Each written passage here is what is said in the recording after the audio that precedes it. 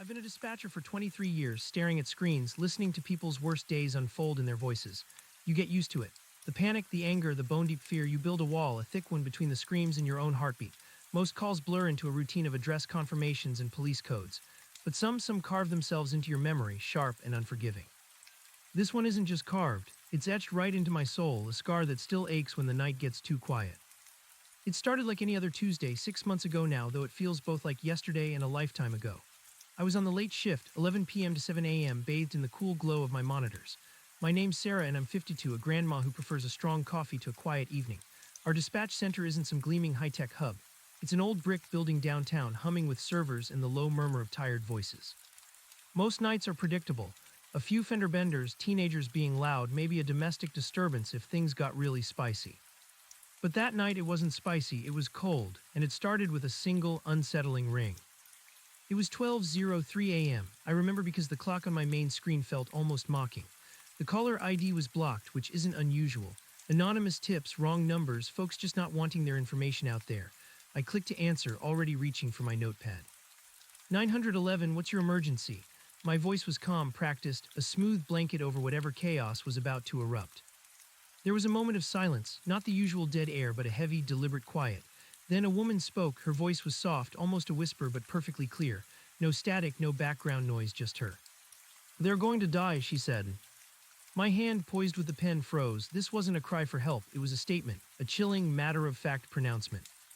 Ma'am, I prompted, trying to keep my tone steady, pushing away the prickle of unease already starting to form on my skin. Who is going to die? Can you tell me your location?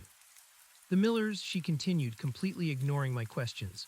Their house on Elm Street, number 147. They're asleep now, but he'll be there in 5 minutes. The front door is unlocked. He has a crowbar.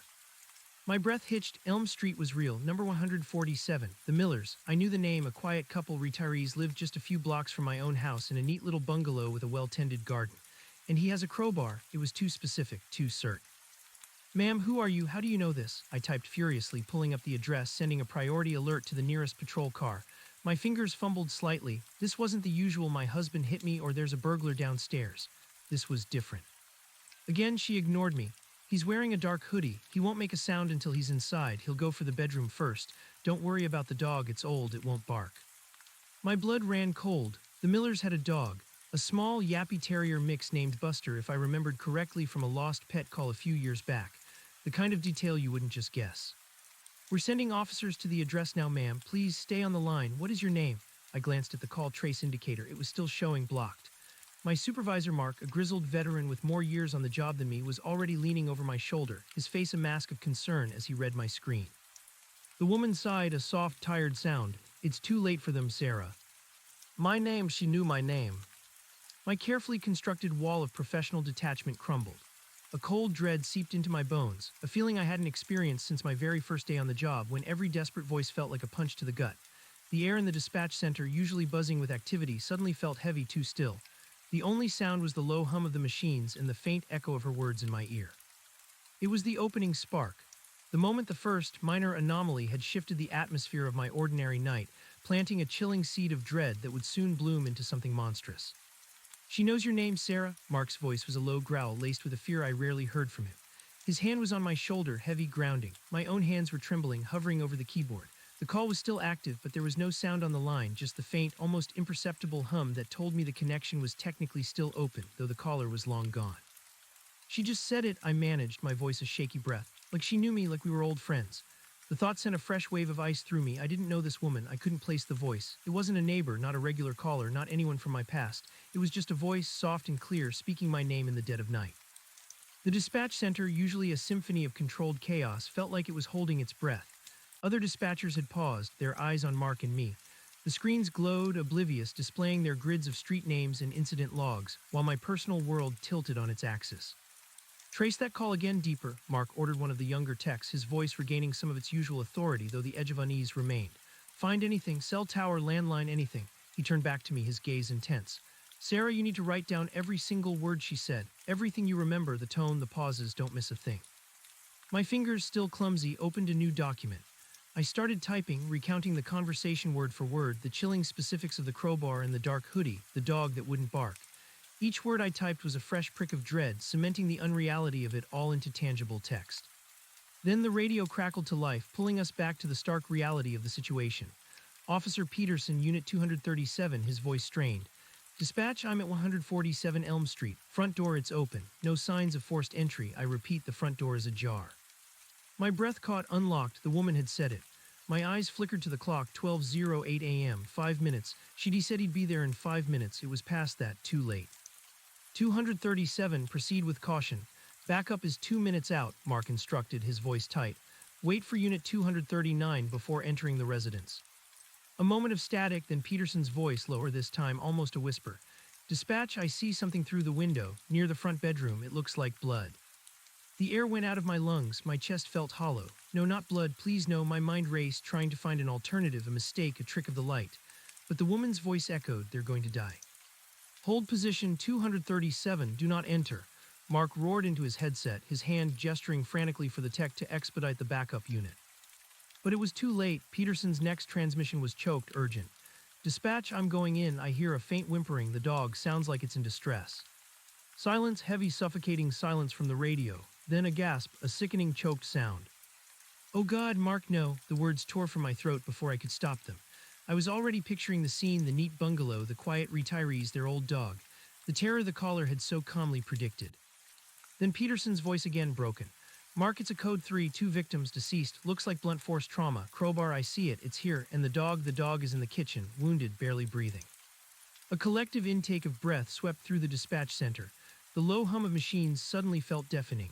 The vibrant glow of the screens now seemed macabre, casting an unnatural light on our horrified faces. Mark slammed his fist lightly on the console beside me, a rare display of frustration and pain. Goddamn it, he muttered, his eyes squeezed shut for a fleeting second. Sarah, are you okay? I wasn't. My heart was pounding, a frantic drum against my ribs. My hands were shaking so hard I had to clench them into fists under the desk. The wall I had built over 23 years had not just crumbled, it had been atomized. The terror was real, tangible, and it had a name, the Millers. I'm fine, I lied, my voice thin. Just the dog. Can they get a vet there for the dog? It was a pathetic plea, a desperate attempt to salvage something, anything, from the wreckage. We'll send animal control, Mark said, his voice softer, recognizing my struggle. He knew better than anyone what this call was doing to me. Peterson, confirm status and secure the scene. All units respond to 147 Elm, establish a perimeter. This is a homicide, major crimes notified. The center shifted into high gear, but it was a different kind of high gear. Not the controlled efficiency of a fender bender, but the grim, focused energy of a nightmare made real. Calls were rerouted, resources allocated, every dispatcher suddenly acutely aware of the chilling prediction that had preceded the tragedy. The tech working on the call trace shook his head, looking pale. Mark, it's nothing, no cell tower, no landline. It's like the call originated from thin air. Blocked isn't even the right word, it's untraceable. Untraceable, Mark barked. That's impossible. Every call leaves a digital footprint. Not this one, boss, the tech insisted, his voice barely above a whisper. It just appeared in the system like a ghost call. We have the audio, obviously, but nothing to tie it to a device or a location. That's when the truly cold dread set in. Not just about the Millers, not just about the woman knowing my name, but about the impossible nature of the call itself. A ghost call, a premonition delivered from nowhere. Mark's gaze met mine, and in his eyes I saw my own dawning horror reflected. This wasn't just a homicide, this was something else, something utterly, terrifyingly unprecedented. An hour later, the police scene at 147 Elm Street was a flurry of flashing lights and hushed activity. Crime scene tape glowed yellow against the pre-dawn darkness.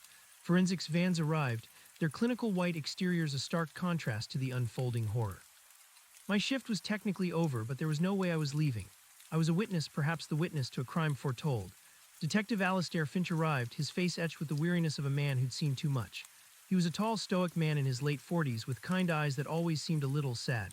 Finch was the kind of detective who spoke softly but commanded attention, and his reputation for methodical, relentless work preceded him. He had that rare ability to make you feel like he was genuinely listening, even when his mind was clearly racing a mile a minute.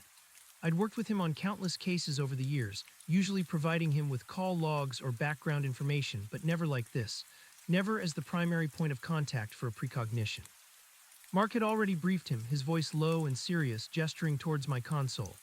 Finch approached me, his gaze scanning my face, taking in my pale complexion and the tremor in my hands.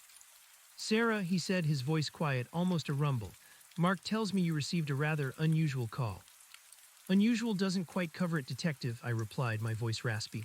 It was a prophecy, every single detail. The unlocked door, the crowbar, the dog, the bedroom, even the timing. She said 5 minutes, and by the time Peterson got there, it was already done. Finch nodded slowly, his eyes narrowing as he processed the information. Let's go somewhere quieter, Sarah. I need you to tell me everything, from the moment the phone rang. We moved to a small, windowless interview room, the kind usually reserved for talking to suspects or traumatized victims.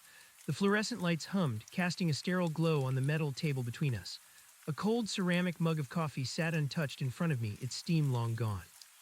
He placed a small digital recorder on the table, pressing play. Just for the record, Sarah, you understand. I nodded, my throat tight. Yes. State your full name and occupation. Sarah Jenkins, 911 dispatcher, City of Fairhaven. And you were on duty this evening, September 12th, approximately 12:03 a.m. Yes. He leaned forward, his gaze unwavering. Tell me about the call, Sarah, everything. I recounted it all, trying to relive the exact sequence of events, the precise words, the chilling calm of the caller's voice. I detailed the impossible specifics, the Millers, the address, the unlocked door, the crowbar, the dark hoodie, the bedroom, the old dog Buster who wouldn't bark. And then the personal detail that had shattered my composure. She knew my name, I said, the words hanging in the air like a cold breath. It's too late for them, Sarah, she said, like she knew me, but I don't know her. I've never heard that voice before. Finch scribbled notes in a small leather-bound pad, his pen scratching softly, and the call trace. Untraceable detective, my tech ran it multiple times. It's like it never even existed. Just the audio data, but no source, no phone number, no carrier, no cell tower triangulation, nothing. He stopped writing, his eyes fixed on me. Untraceable, and she knew your name. He chewed on his lower lip for a moment. Sarah, you've been doing this a long time, 23 years, right? That's right. Have you ever encountered anything like this before? A precognitive call, an untraceable line? I shook my head, a deep shiver running through me. Never, not even close. We get weird calls, hoax calls, people who sound unhinged, but they always leave a trace, and their predictions aren't perfectly accurate down to the smallest detail. And you're certain of the details she gave? The crowbar, the dog not barking, the unlocked door. Absolutely, Officer Peterson confirmed everything. The crowbar was found at the scene. Mr. Miller suffered blunt force trauma. The front door was ajar, and the dog Buster, he was found wounded in the kitchen, barely conscious. He never barked. I swallowed hard. He died on the way to the vet, detective. The dog died. Finch sighed a long, weary sound. He ran a hand over his face. Mr. and Mrs. Miller, Harold and Evelyn, 72 and 70 years old, quiet couple, beloved in the neighborhood. They had no known enemies, no recent disputes, no history of trouble. Harold was a retired high school history teacher, Evelyn a librarian. They were good people. He looked at me, his gaze direct. This isn't just a brutal murder, Sarah. This is a message. And for some reason, that message was delivered to you. Why me? I whispered, the question burning in my mind. Why did she know my name? What does she want from me? That's what we need to figure out, Finch said, leaning back in his chair. This changes everything. It's not just about finding the killer anymore. It's about finding the caller, because the caller clearly knew what was going to happen, which makes her either an accomplice or something else entirely. Something else entirely? He shrugged, a small, weary gesture. I'm a cop, Sarah. I deal in facts, evidence, motives, but a call from nowhere, predicting a murder with perfect accuracy, knowing your name, that stretches the limits of what I understand. It points to a level of foreknowledge that isn't natural. If she wasn't there, if she didn't know the killer, then how did she know? The implications were chilling. Was she a psychic, a time traveler? My rational mind rebelled against such fantastical notions, but the evidence was undeniable. The Millers were dead, exactly as predicted. Finch picked up his recorder.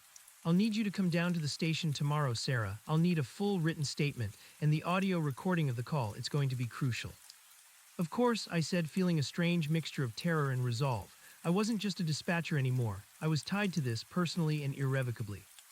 I finally left the dispatch center as the first streaks of false dawn painted the sky in muted grays and purples.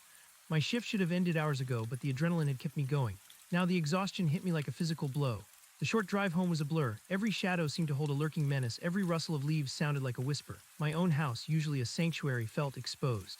Elm Street was only a few blocks away. The thought of the quiet Millers, brutally murdered in their sleep, was a lead weight in my stomach. I walked into my silent house, the familiar smell of coffee from yesterday morning, the faint scent of my grandson's crayons. It should have been comforting, but it felt fragile, vulnerable. My cat Mittens, a fluffy ginger tabby, wound around my ankles, purring softly. I bent down and stroked her, finding a small measure of comfort in her warmth. But even her purr seemed muted in the wake of the night's horrors. I didn't bother trying to sleep. I made myself a strong cup of coffee, black as the night, and sat at my kitchen table, staring out at my own well-tended garden, now dark and indistinct. The words of the caller played on a loop in my mind. They're going to die, it's too late for them, Sarah. She knew my name, that was the detail that gnawed at me the most. It wasn't just a random prophecy, it was targeted, it was personal. The next few days blurred into a haze of police interviews, the media circus surrounding the Miller murders, and a profound, bone-deep weariness that no amount of coffee could alleviate. The city of Fairhaven, usually so peaceful, was gripped by fear. A double homicide seemingly unprovoked of two beloved seniors, and the police were tight-lipped about the anonymous tip, only stating they had received information that led them to the scene. Finch had made it clear to me that my unique involvement, particularly the caller knowing my name and the untraceable nature of the call, was to remain strictly confidential. He didn't want to create panic or worse, embolden the caller. At the station, I went over my statement again and again, trying to recall every inflection, every breath. Finch listened patiently, occasionally asking a clarifying question, his expression grim. "We've got nothing, Sarah," he admitted one afternoon, a week after the murders, as we sat in his cramped office, stacks of case files towering around us. No forced entry, no struggle beyond the initial attack. Whoever did this was quiet, efficient, and gone without a trace. It's almost like they knew the Millers wouldn't resist, or couldn't. "She said the dog wouldn't bark," I reminded him, my voice flat. "She said he'd go for the bedroom first, it's all consistent." Finch leaned back, rubbing his temples. "We've scoured the neighborhood, no witnesses, no CCTV footage that's useful. The Millers' house wasn't wired for security, nothing stolen either, it wasn't a robbery, just murder." "What about the crowbar?" "Standard issue, bought from any hardware store, no unique markings, no identifiable fingerprints, wiped clean, presumably." He paused. "Sarah, we're looking for a ghost, a killer who left nothing, and a teepster who came from nowhere." "You think they're connected, don't you?" He met my gaze. Logically, yes, the caller had intimate knowledge of the crime before it happened. Either they were involved in the planning or they witnessed it, or they possess some form of extrasensory perception which, as a police officer, I'm not equipped to handle. A wry, humorless smile touched his lips. But if that's the case, we're in trouble. The thought was terrifying. If the caller was a psychic, what did she want?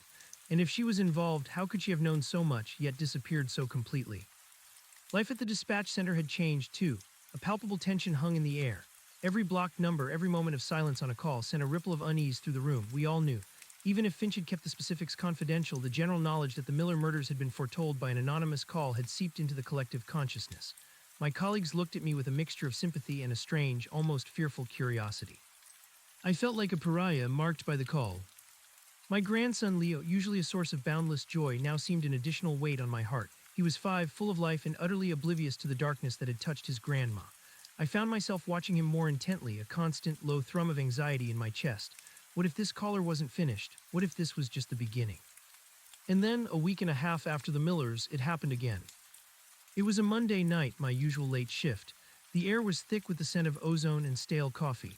I was halfway through a particularly tedious call about a lost cat when my main screen flashed with an incoming call. Blocked ID. My blood ran cold. My hand hesitated over the mouse. My heart hammered, no, not again. Mark, sitting a few consoles down, caught my eye. He must have seen the fear on my face, recognized the dread. He started to rise, his gaze fixed on my screen. I took a deep breath, forcing my hand to move, forcing myself to be professional. 911, what's your emergency? My voice came out a little too tight, a little too strained. Silence, the same heavy, deliberate silence as before. Then the voice, soft, clear, perfectly calm, the same voice.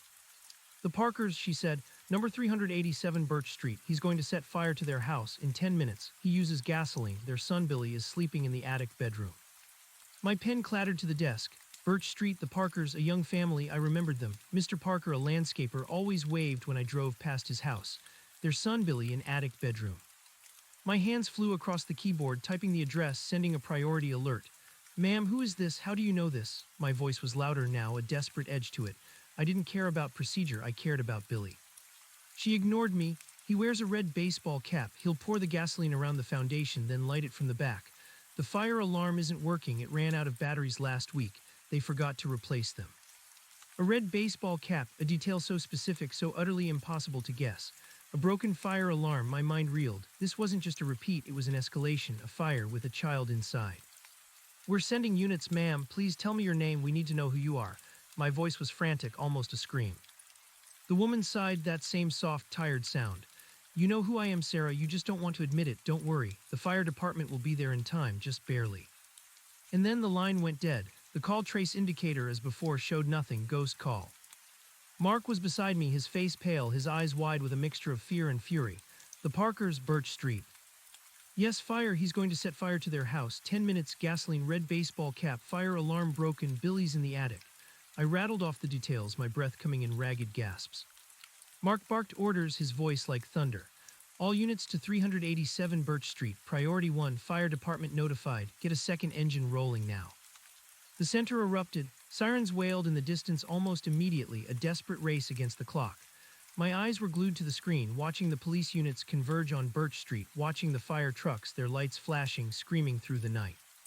7 minutes later, Officer Garcia, Unit 212, radioed in. His voice was strained, breathless. Dispatch, we're on scene. Smoke, heavy smoke from the back of the house, flames visible. It's a full-blown blaze. My stomach churned. The caller had been right, again. Any sign of an individual with a red baseball cap? Mark demanded, his voice tight. Negative, dispatch, no one in sight. The residents are not out of the house yet. We're attempting entry now.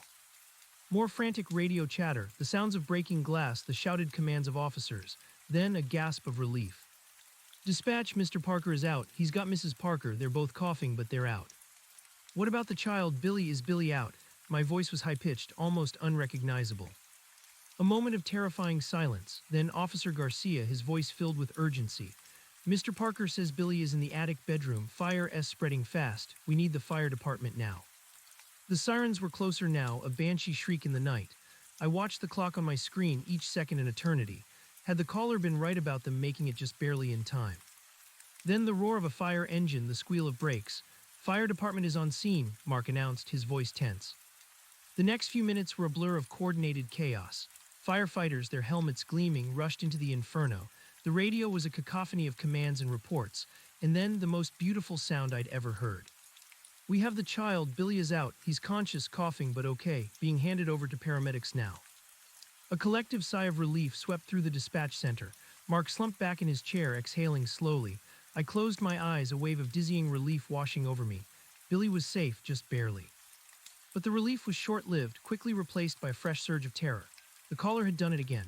She had predicted a second crime with uncanny accuracy down to the broken fire alarm and the red baseball cap, a cap that had indeed been seen by a neighbor fleeing the scene just moments before the fire department arrived, though the individual themselves had vanished into the night.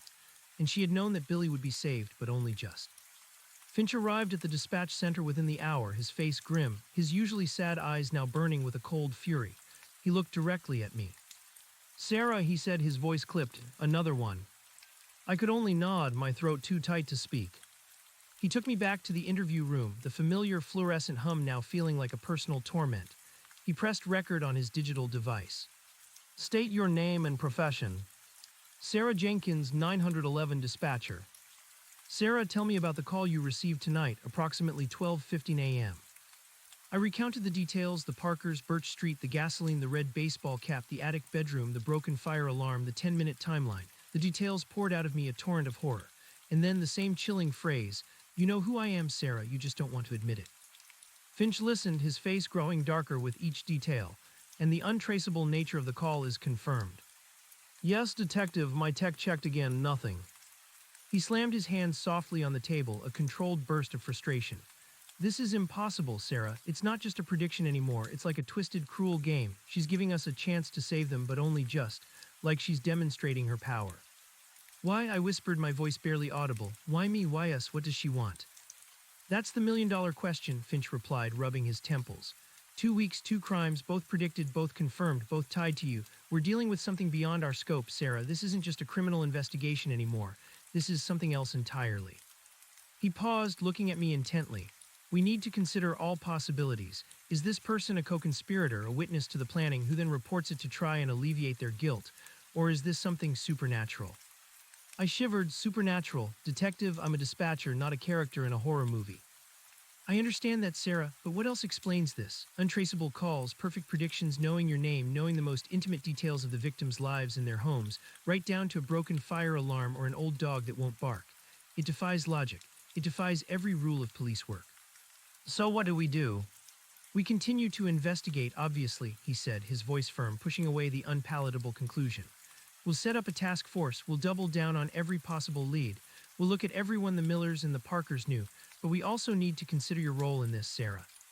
"My role?" Yes, why you? Is there someone from your past, a case you worked on, a person you encountered, who might have a reason to target you in such a bizarre, elaborate way? I racked my brain, dredging up 23 years of calls of emergencies of lives intersecting with mine. It was a vast, chaotic tapestry of human experience. I don't know, detective, so many people, so many angry voices, so many desperate ones. I've handled everything from missing persons to murders, from domestic disputes to natural disasters. It's a blur. I build a wall, remember, to keep it out. That wall has been breached, Sarah, he said, his gaze softening slightly. And I need you to break it down further. Think, is there anyone who might harbor a grudge, anyone you might have offended, or perhaps someone who felt wronged by a decision you made or a call you handled? I thought of a mother whose child had drowned despite our best efforts, her screams of accusation ringing in my ears. A man arrested after a domestic dispute who had threatened to come for me. A long-lost sister of a murder victim who blamed the police and by extension the system for not finding her brother sooner. But none of them had the means, the knowledge, or the sheer, chilling artistry to orchestrate something like this. And none of them would know the intimate details of random victims. No one like this, I said, shaking my head. No one who would go to this length with this kind of theatrical precision. Finch sighed again. We're in uncharted territory, Sarah, and you're at the center of it. The task force was assembled quickly, a dedicated team of detectives and analysts, all working under Finch's lead. The two cases, the Millers and the Parkers, were linked not by any physical evidence, but by the impossible precognitive calls to me. The media was still largely unaware of the extent of my involvement, though rumors of a mysterious teepster had begun to circulate, adding a layer of urban myth to the already terrifying reality. At work, Mark assigned me to less critical calls, trying to shield me, but every incoming call with a blocked ID sent a jolt of fear through me. Every time the phone rang, I braced myself, my stomach clenching. I was constantly on edge, my nerves frayed. Sleep became a luxury I couldn't afford. My nights were haunted by the soft, calm voice, by the images of the Millers' blood-soaked bedroom, of the Parkers' house consumed by flames, of little Billy barely saved. I'd lie awake, staring at the ceiling, trying to dissect every word, every nuance of the caller's voice, searching for a clue, a crack in her composure. But there was nothing, just that unnerving calm. I started taking long walks in the early mornings before the city truly woke up. The crisp air was a welcome balm against the suffocating anxiety. I'd walk past familiar houses, past Elm Street, past Birch Street, picturing the quiet lives that had been so brutally disrupted. I started looking at my neighbors differently, wondering if they were next, if I would receive another call predicting their doom. I started seeing a therapist, a kind, older woman named Dr. Evans. Finch had suggested it. She listened patiently as I recounted the impossible events, my voice shaking as I described the untraceable calls and the woman who knew my name. It sounds like you're experiencing significant trauma, Sarah, Dr. Evans said, her voice gentle. The burden of knowing and the helplessness of being unable to prevent it must be immense. Helplessness? I scoffed, a bitter laugh escaping me. I'm a dispatcher. My job is to help. My job is to prevent. But this is different. It's like she's playing a game and I'm just a pawn. What do you think her game is? I don't know, I admitted, running a hand through my short, practical hair. But she's demonstrating her power. She told me what was going to happen, and it did. She told me it was too late, and it was. She told me the fire department would be there just barely in time, and they were. It's like she's showing me that she's in control, that she can see the future, and that I'm her chosen messenger. Dr. Evans listened, her expression thoughtful. And what does that make you feel? Terrified, I said, the word raw. And angry that she knows my name, angry that she's dragging me into this, angry that she's doing this at all, and confused, because why not just call the police directly if she wants to stop the crimes? Why all the secrecy? Why the personal targeting? Perhaps there's a reason for that, Sarah, Dr. Evans suggested softly. Perhaps she's trying to send you a message or even a warning that goes beyond the immediate crimes. A warning, the idea sent a fresh shiver down my spine. A warning about what? About my own future, about something even larger than these isolated incidents. 2 weeks passed, 2 long, agonizing weeks of heightened vigilance, of jumping at shadows, of dreading the phone. The task force was hitting brick walls, no solid leads on the Miller killer, no trace of the arsonist. The red baseball cap had been spotted by a few neighbors, but the description of the wearer was vague. It was like the perpetrators were as ethereal as the caller herself. Finch called me into his office again. He looked even more tired, lines etched deeper around his eyes. Sarah, we've brought in some outside expertise, he said, gesturing to a younger woman sitting opposite his desk. She was sharp, dressed in a tailored suit with intelligent, piercing eyes behind stylish glasses. This is Dr. Lena Petrova. She's a criminal psychologist specializing in unusual cases. Dr. Petrova offered me a small, professional smile. It's a pleasure, Sarah. I've read your statements. Fascinating. Fascinating, the word grated on my ears. This wasn't a fascinating academic exercise. This was real, terrifying life. Dr. Petrova believes there might be a pattern we're missing, Finch continued. A psychological profile of the caller or the perpetrators. My initial assessment based on the transcripts and the audio you provided, Sarah, Dr. Petrova began, her voice calm and analytical, is that the caller is highly intelligent, extremely methodical, and exhibits an unusual level of detachment. The calm in her voice, even when describing horrific events, is striking. Fascinating, I repeated, the word tasting like ash. My neighbors were murdered, Dr. Petrova, a child almost burned to death. There's nothing fascinating about it. Dr. Petrova's smile didn't falter, though a flicker of something, perhaps understanding, crossed her eyes. My apologies, Sarah. From an academic perspective, the psychological profile of the caller is indeed unique. From a human perspective, of course, it's horrifying, and I assure you my aim is to help stop this horror. Her gaze was direct, assessing. The detachment you mentioned, Sarah, is key. The caller isn't just calm, she's almost clinical. There's no emotion in her voice, no urgency, even when describing such atrocities. This suggests a highly controlled individual, someone who is either a sociopath or has, through some extreme trauma or conditioning, learned to suppress all emotional response. Or, I interjected, someone who just doesn't care. Perhaps Dr. Petrova conceded, but a lack of care doesn't equate to a lack of purpose. What is her purpose? That's what we're trying to unravel. She tapped a pen against her pad. Let's consider the patterns. 2 incidents. 1, a brutal murder with no obvious motive or theft. The other, an arson with intent to harm, but the child was saved just barely, as she predicted. In both cases, the call was made directly to you, knowing your name and untraceable. And in both cases, details were given that only someone intimately familiar with the victims or the perpetrators would know. So she's either the killer arsonist or an accomplice, or she's got some supernatural ability. I summarized, tired of going over the same ground. Or, Dr. Petrova leaned forward, her voice dropping slightly. She is demonstrating a specific kind of power, and she is using you as her conduit or perhaps her target audience. My target audience for what? That's the question. Why you, Sarah? Have you reviewed your past calls, your past interactions with a fresh eye, looking for anything, however insignificant, that might connect you to these events?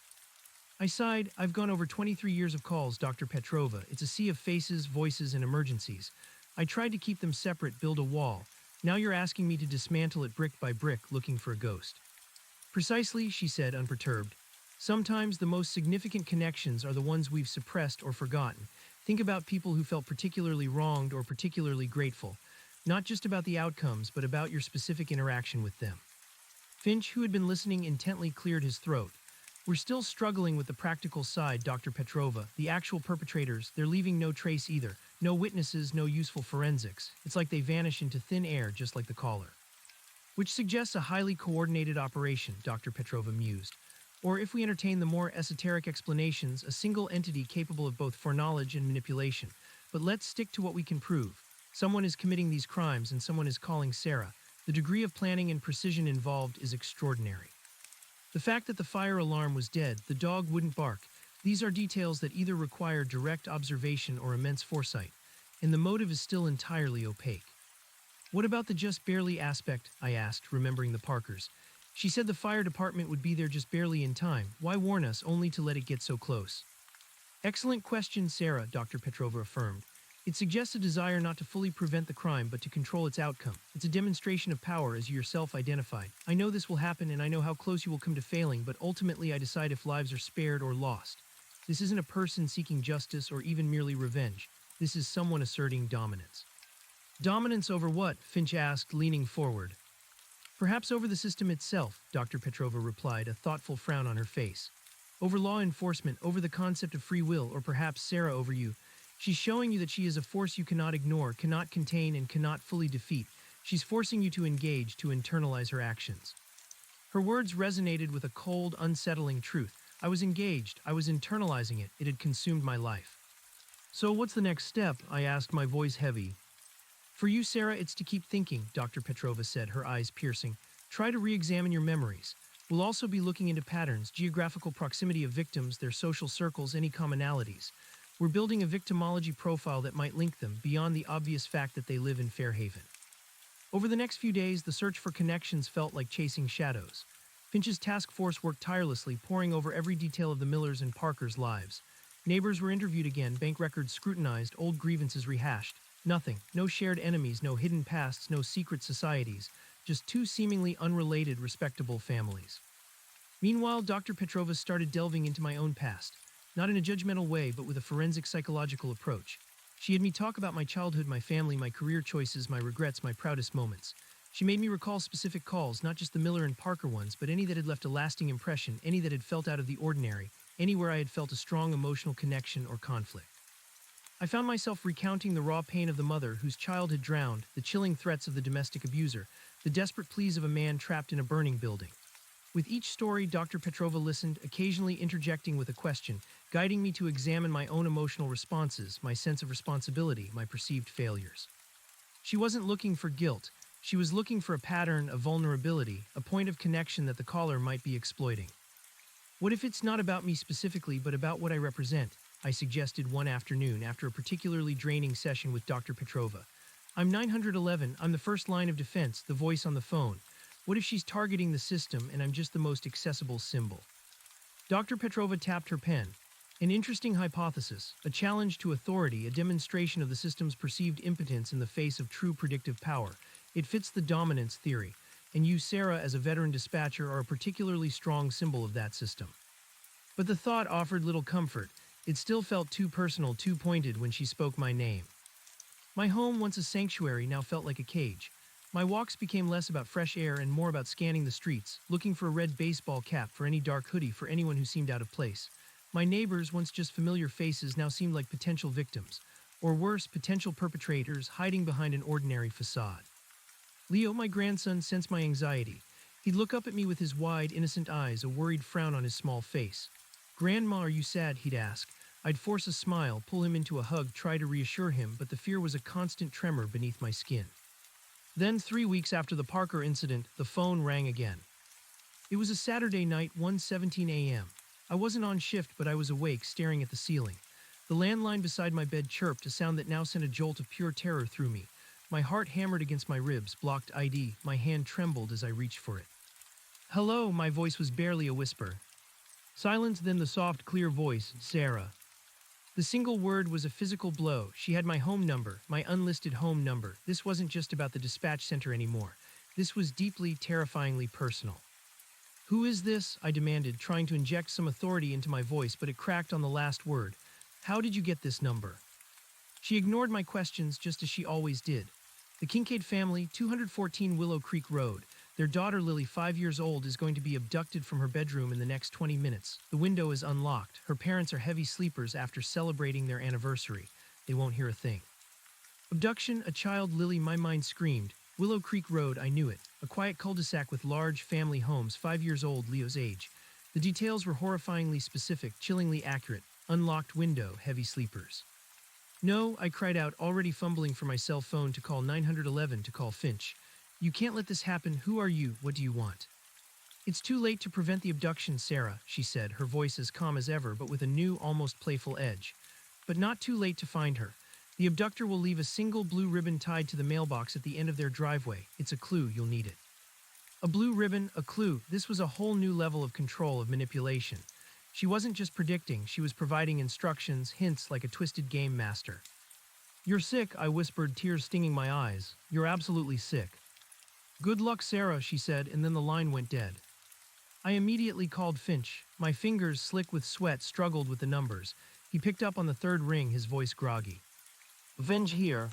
"Detective, it's Sarah. She called me at home. She knows my home number." I practically yelled into the phone, my voice high with hysteria. "Lily Kincaid, 214 Willow Creek Road, abduction next 20 minutes, unlocked window, heavy sleepers. She said it's too late to prevent, but there's a blue ribbon on the mailbox." Finch was awake instantly. "Sarah, calm down, breathe. Kincaid, Willow Creek, understood. I'm dispatching units now. Stay put, don't go anywhere. I'm coming to you." My mind was a blur of frantic energy. I couldn't just stay put. A child was being abducted. Leo's age. The thought was unbearable. I pulled on a pair of jeans and a sweatshirt, my hands shaking so violently I could barely fasten the buttons. By the time Finch arrived, sirens were already wailing in the distance, converging on Willow Creek Road. He burst through my front door, his face grim. "Sarah, are you okay? What happened?" He took in my pale face, my tear-streaked cheeks. "I'm going with you," I declared, grabbing my car keys. "I can't just sit here, Lily, she's Leo's age." Finch hesitated, then nodded. He knew arguing was pointless. "All right, but you stay in the car. You don't interfere. This isn't your jurisdiction, Sarah." We drove in silence, the short journey feeling endless. The streets were dark and empty, a stark contrast to the chaos brewing at Willow Creek Road. As we approached, the familiar yellow glow of crime scene tape was already visible, police cruisers lining the quiet street. We pulled up a block away. Finch got out, giving me a stern look. Stay. I watched him go, my heart a lead weight in my chest. The flashing lights painted the houses in stark, surreal colors. Other officers, some I recognized, were already moving around the Kincaid house, their movements urgent and grim. After what felt like an eternity, Finch returned to the car, his face ashen. He got in, slammed the door shut, and ran a hand through his hair. "She's gone, Sarah," he said, his voice flat. Lily Kincaid, her parents, Mr. and Mrs. Kincaid, were indeed heavy sleepers. They woke up to the sound of officers at their door. The window to Lily's room, it was unlocked, and we found this. He held up a small, plastic evidence bag. Inside, carefully folded, was a single, vibrant blue ribbon. My breath hitched. The blue ribbon, she had been right about that too, every single detail. "And her home number, Sarah?" Finch asked, his voice low. "How did she get your unlisted home number?" "I don't know, Detective, it's unlisted. Only a few close friends and family have it, and the dispatch center, obviously." The implication was chilling, someone with access to highly sensitive information. "She's escalating," Finch said, rubbing his temples. "This isn't just about proving she can predict. This is about actively engaging us in a macabre treasure hunt. She's forcing us to play by her rules, to follow her clues. And she's doing it through you, Sarah." The gravity of it all settled over me like a suffocating blanket. My home wasn't safe. My personal life was now fair game. And a child was gone, taken from her bed, with the caller pulling the strings not just of the crime but of the investigation. The abduction of Lily Kincaid plunged Fairhaven into a new level of fear. The Miller murders were horrific, the Parker arson terrifying, but a child abduction, especially when foretold and then guided by a mysterious caller, struck a raw nerve. The media frenzy was unprecedented. News vans camped outside the Kincaid home, reporters clamored for information, and the city collectively held its breath. Finch kept my personal connection and the untraceable calls strictly under wraps, but the rumors of a psychic teepster began to spread like wildfire. Some saw it as a ray of hope, a potential tool to find Lily. Others saw it as a demonic curse. Dr. Petrova was called in immediately. We reconvened in Finch's office, the blue ribbon on the table between us, a stark reminder of the caller's chilling precision. "This changes the psychological profile significantly," Dr. Petrova began, her voice crisp and analytical. "The previous incidents involved death and severe injury with a just barely rescue for the Parkers. This is an abduction, and for the first time the caller provided a direct instruction. The abductor will leave a single blue ribbon tied to the mailbox. It's a clue. She is actively attempting to direct the investigation. This isn't merely about demonstrating power, it's about control." "Control over what exactly?" Finch asked, frustration clear in his voice. "Control over the narrative, control over law enforcement, and most importantly, control over Sarah," Dr. Petrova answered, looking at me. "She's established a direct personal link. She called Sarah's private line. She knew Sarah's unlisted number. This suggests a deep level of infiltration or someone who has access to very private data. So someone local, someone with access to our internal systems, or someone who has been watching me," I said, the implications making my skin crawl. "All highly probable," Dr. Petrova confirmed. "This caller is likely an insider or has an insider helping them. Someone with a detailed knowledge of Fairhaven's emergency protocols, your work schedule, your personal information, and the specific details of these families. She's weaving a complex web, and Sarah, you're positioned at the very center of it." "Why would she give us a clue?" I asked, gesturing to the blue ribbon. "If she's trying to assert dominance, why help us find Lily?" "A game, Sarah," Dr. Petrova replied.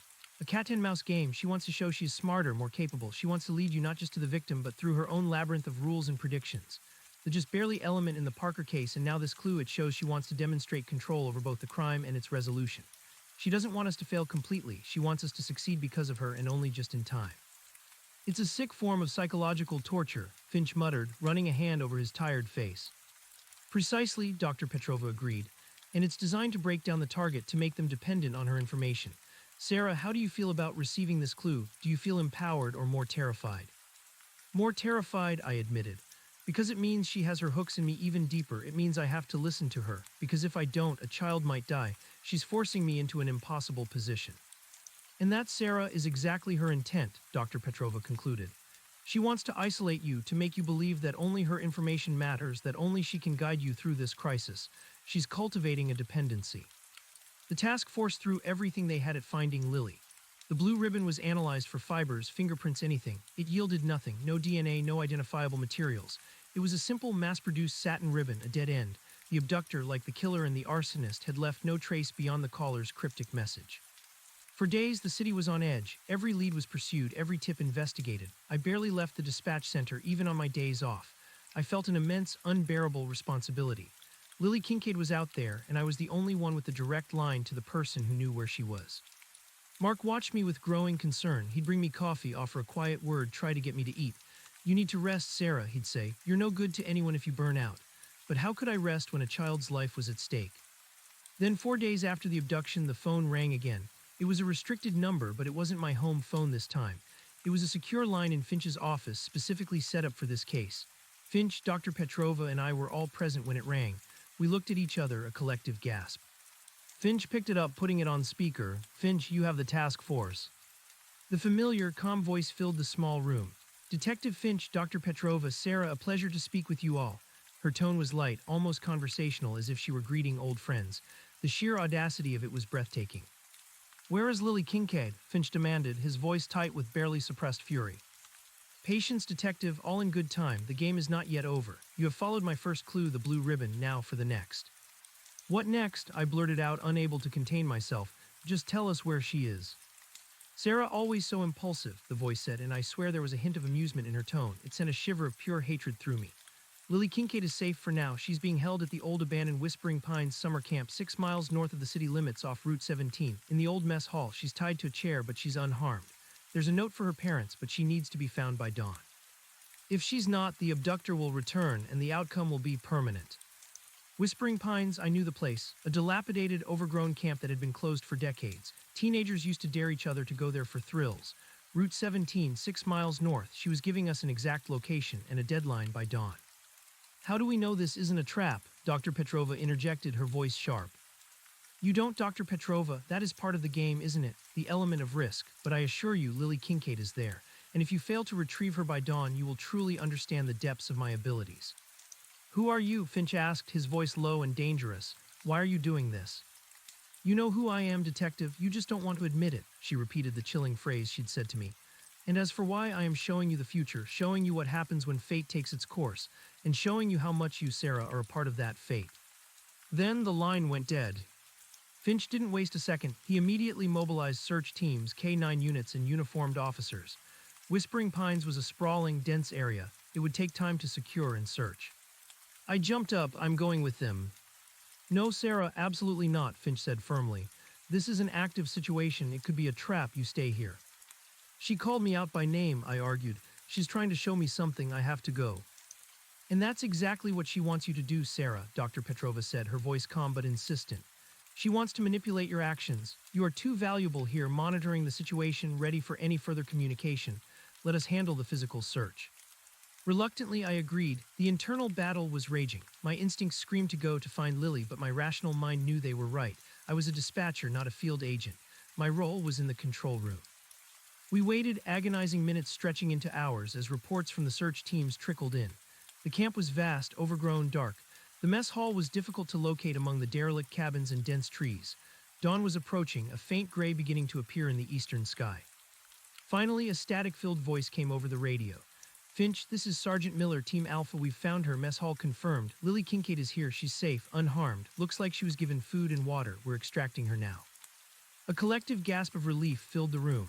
Finch closed his eyes for a moment, a wave of exhaustion washing over him. Dr. Petrova slumped back in her chair, a relieved sigh escaping her lips. I felt lightheaded with the sudden release of tension. Lily was safe. "Any sign of the abductor?" Finch asked into the mic. "Negative, sir. No one here. Just Lily and a note addressed to the Kincaids attached to her shirt." Finch nodded, then turned to me. "You did good, Sarah. You and that caller. She might be sick, but she got us to Lily." The note was brought back to the station. It was printed devoid of any unique characteristics, just like the ribbon. It read, "Your daughter is returned. Consider this a warning. Watch your children. The future is uncertain, but it is known." The Watcher. The Watcher, a new name, a new layer to the mystery, and the chilling phrase, "The future is uncertain, but it is known." It was a paradox, a riddle, delivered with a smug, omniscient tone.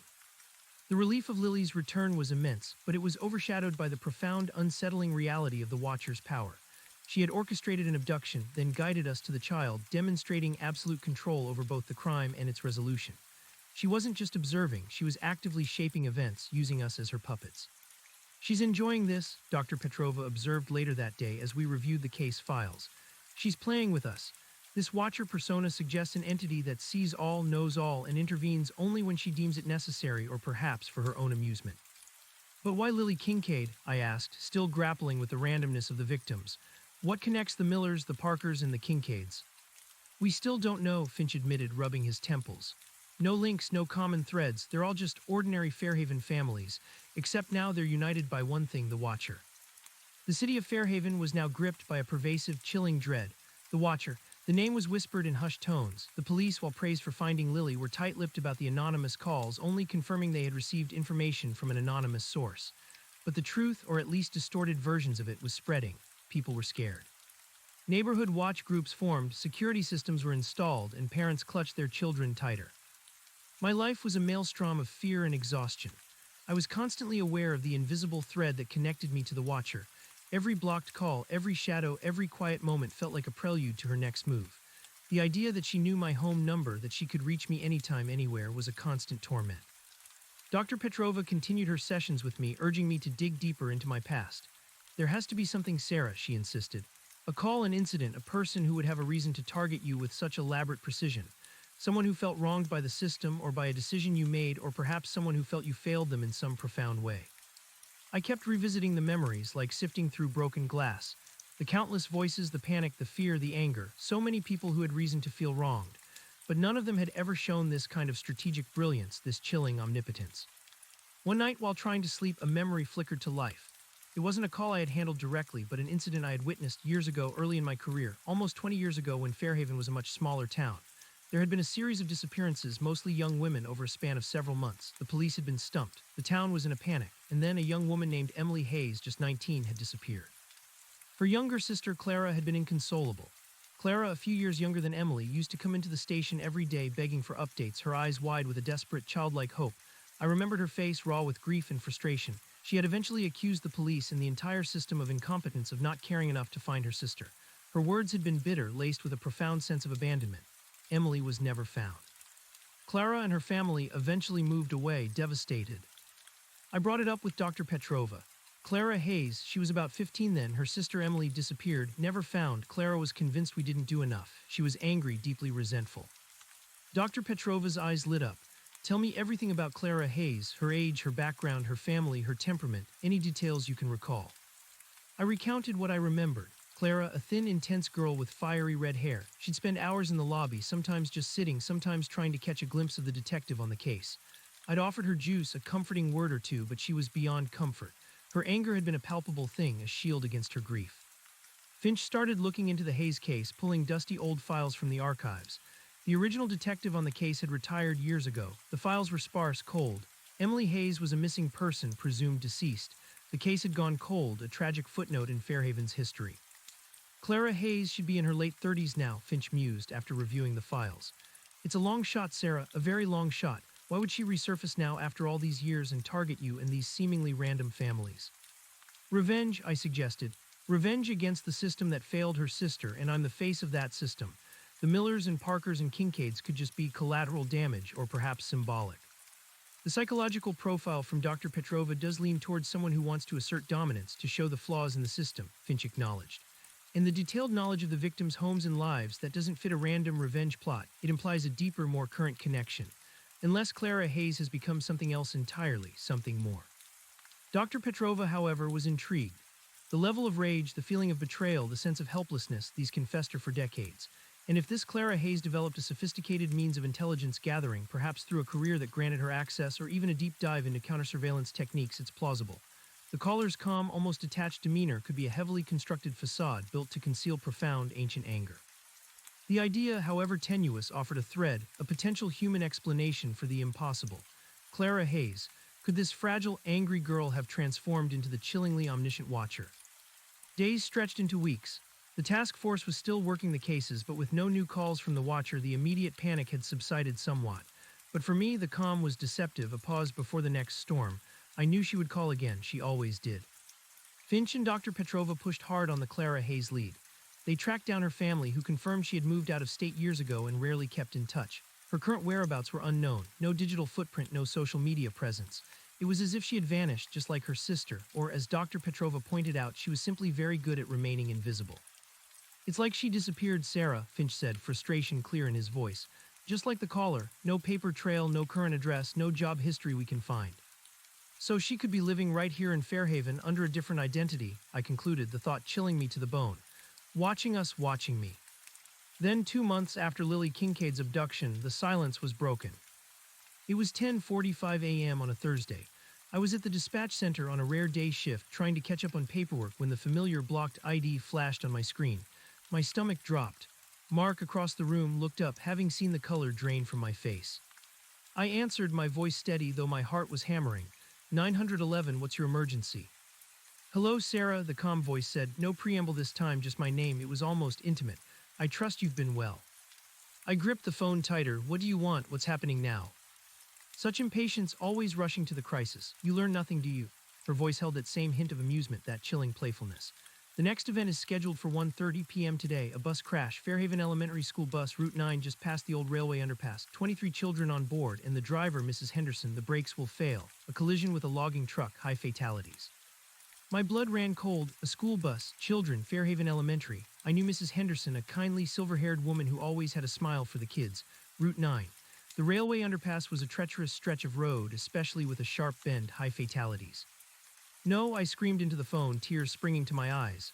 Yuka, those are children, innocent children. They are part of the tapestry, Sarah, part of the future, and you are part of it too. You are always part of it. Her voice was like ice, devoid of any sympathy. You have approximately 2 hours and 45 minutes. Can you prevent fate, Sarah, or will you once again be merely an observer, armed with foreknowledge but powerless to change the inevitable? Just tell me how to stop it, I pleaded, desperation raw in my voice. Please, I'll do anything. The brakes will fail because of deliberate tampering, she continued, ignoring my plea. A cut line, easily verifiable by a mechanic, but you have very little time.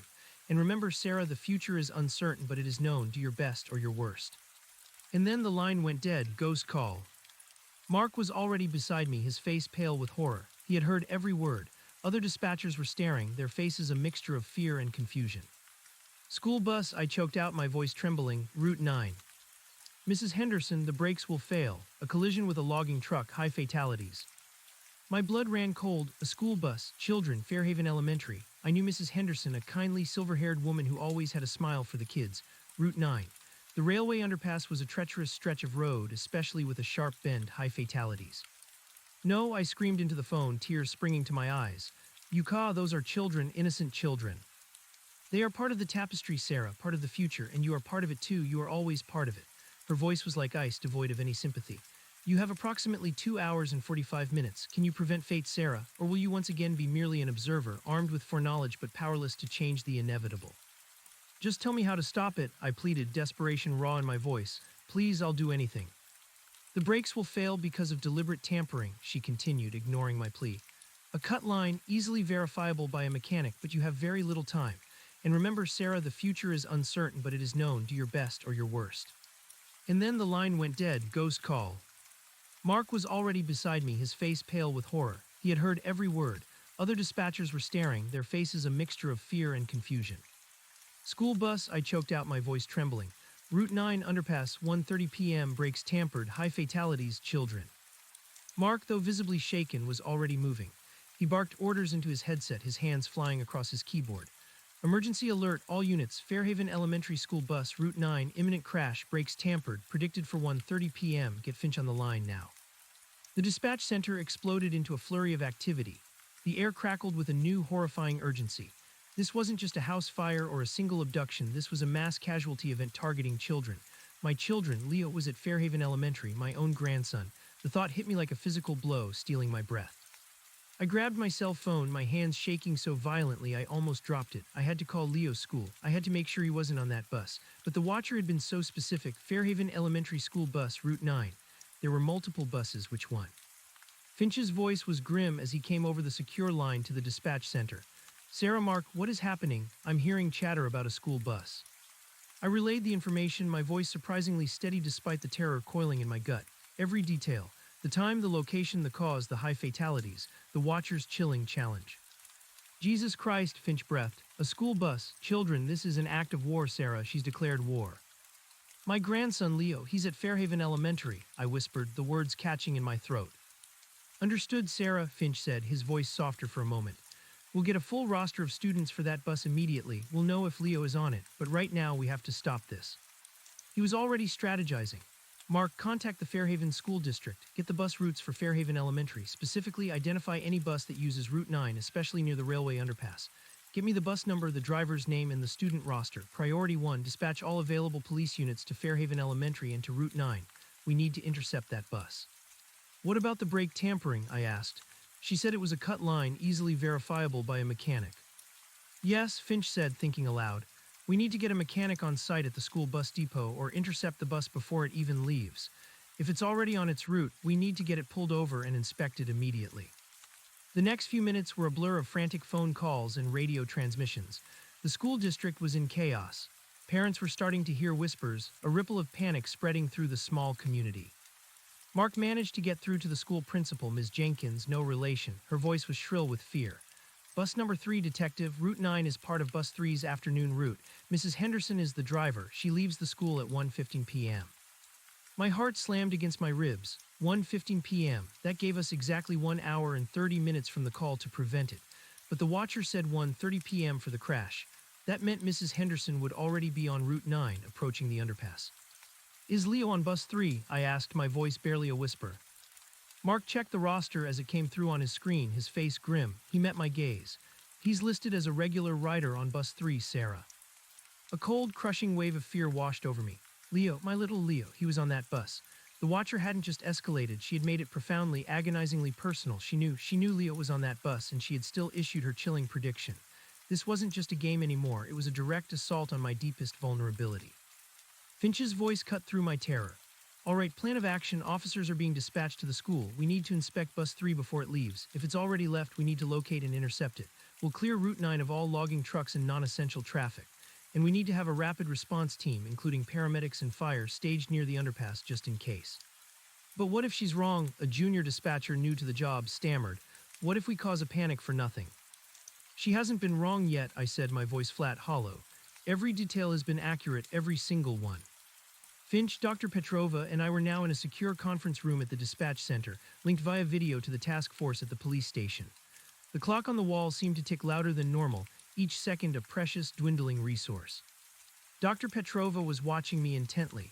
Sarah, this is a calculated move. She knows about Leo. She's weaponizing your emotional connection, forcing you to engage at a much deeper, more personal level. Why? I whispered, my eyes burning. What does she gain from this, to see me suffer? Perhaps, Dr. Petrova conceded, or perhaps she's trying to force a specific outcome, to push you to do something she deems necessary. She's not just predicting, she's manipulating, controlling the very fabric of reality around you. She's demonstrating her power not just over life and death, but over your agency. Finch was on the phone, coordinating with the school, the bus company, and the patrol units. We've got units at the school. Bus 3 is still in the parking lot, being prepped for its route. They're getting a mechanic to inspect it now. And we've got patrols sweeping Route 9 for traffic control. A glimmer of hope, maybe, just maybe, we could prevent this one. Maybe with the specific information about the cut brake line, we could stop it before it even started. The next 20 minutes were excruciating.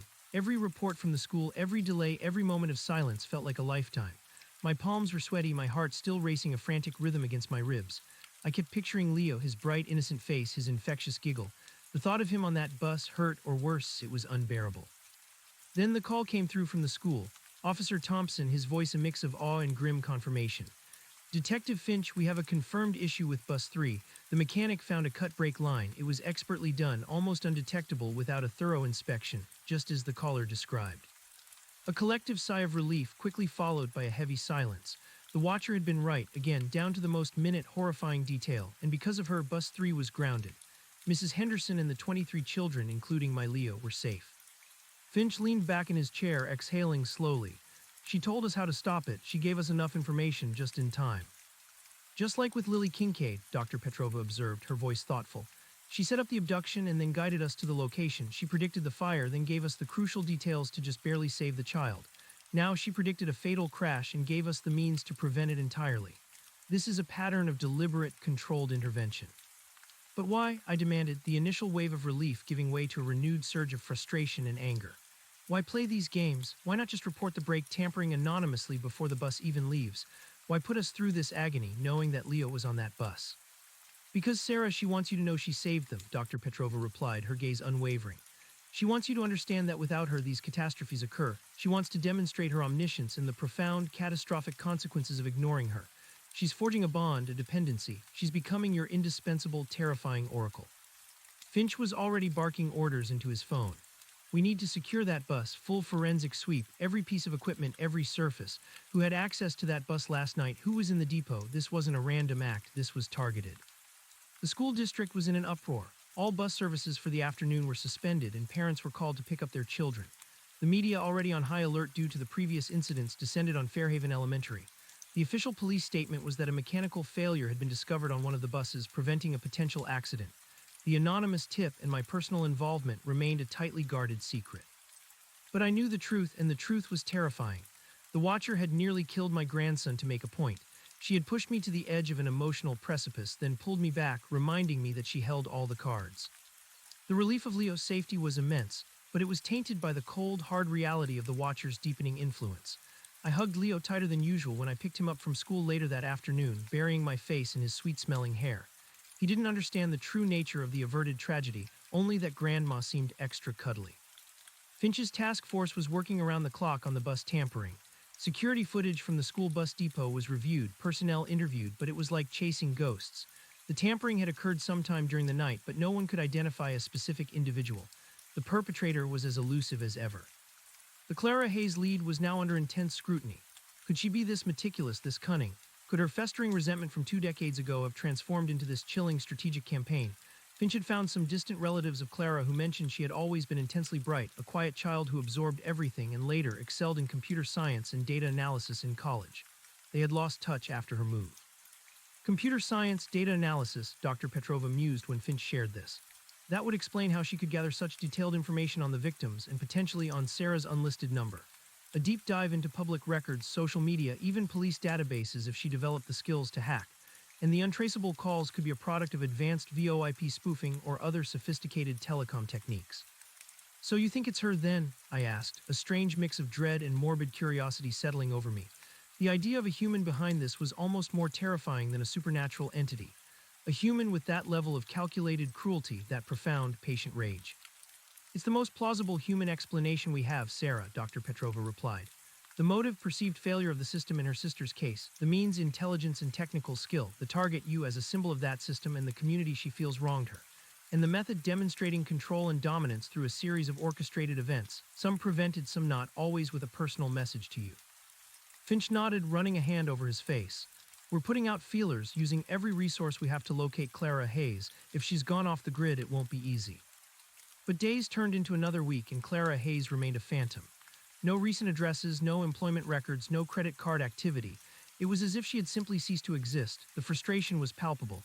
We had a name, a potential face, a possible motive, and yet she remained untouchable.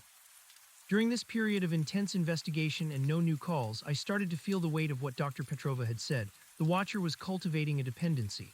Even though the calls were terrifying, the absence of them now felt like a different kind of torment. I was constantly waiting, constantly braced for the next pronouncement of doom. The silence was a threat in itself. My sleep was still elusive, my anxiety a constant companion. Leo's bright eyes and innocent questions were a temporary balm, but even his presence couldn't erase the watcher's chilling voice from my mind.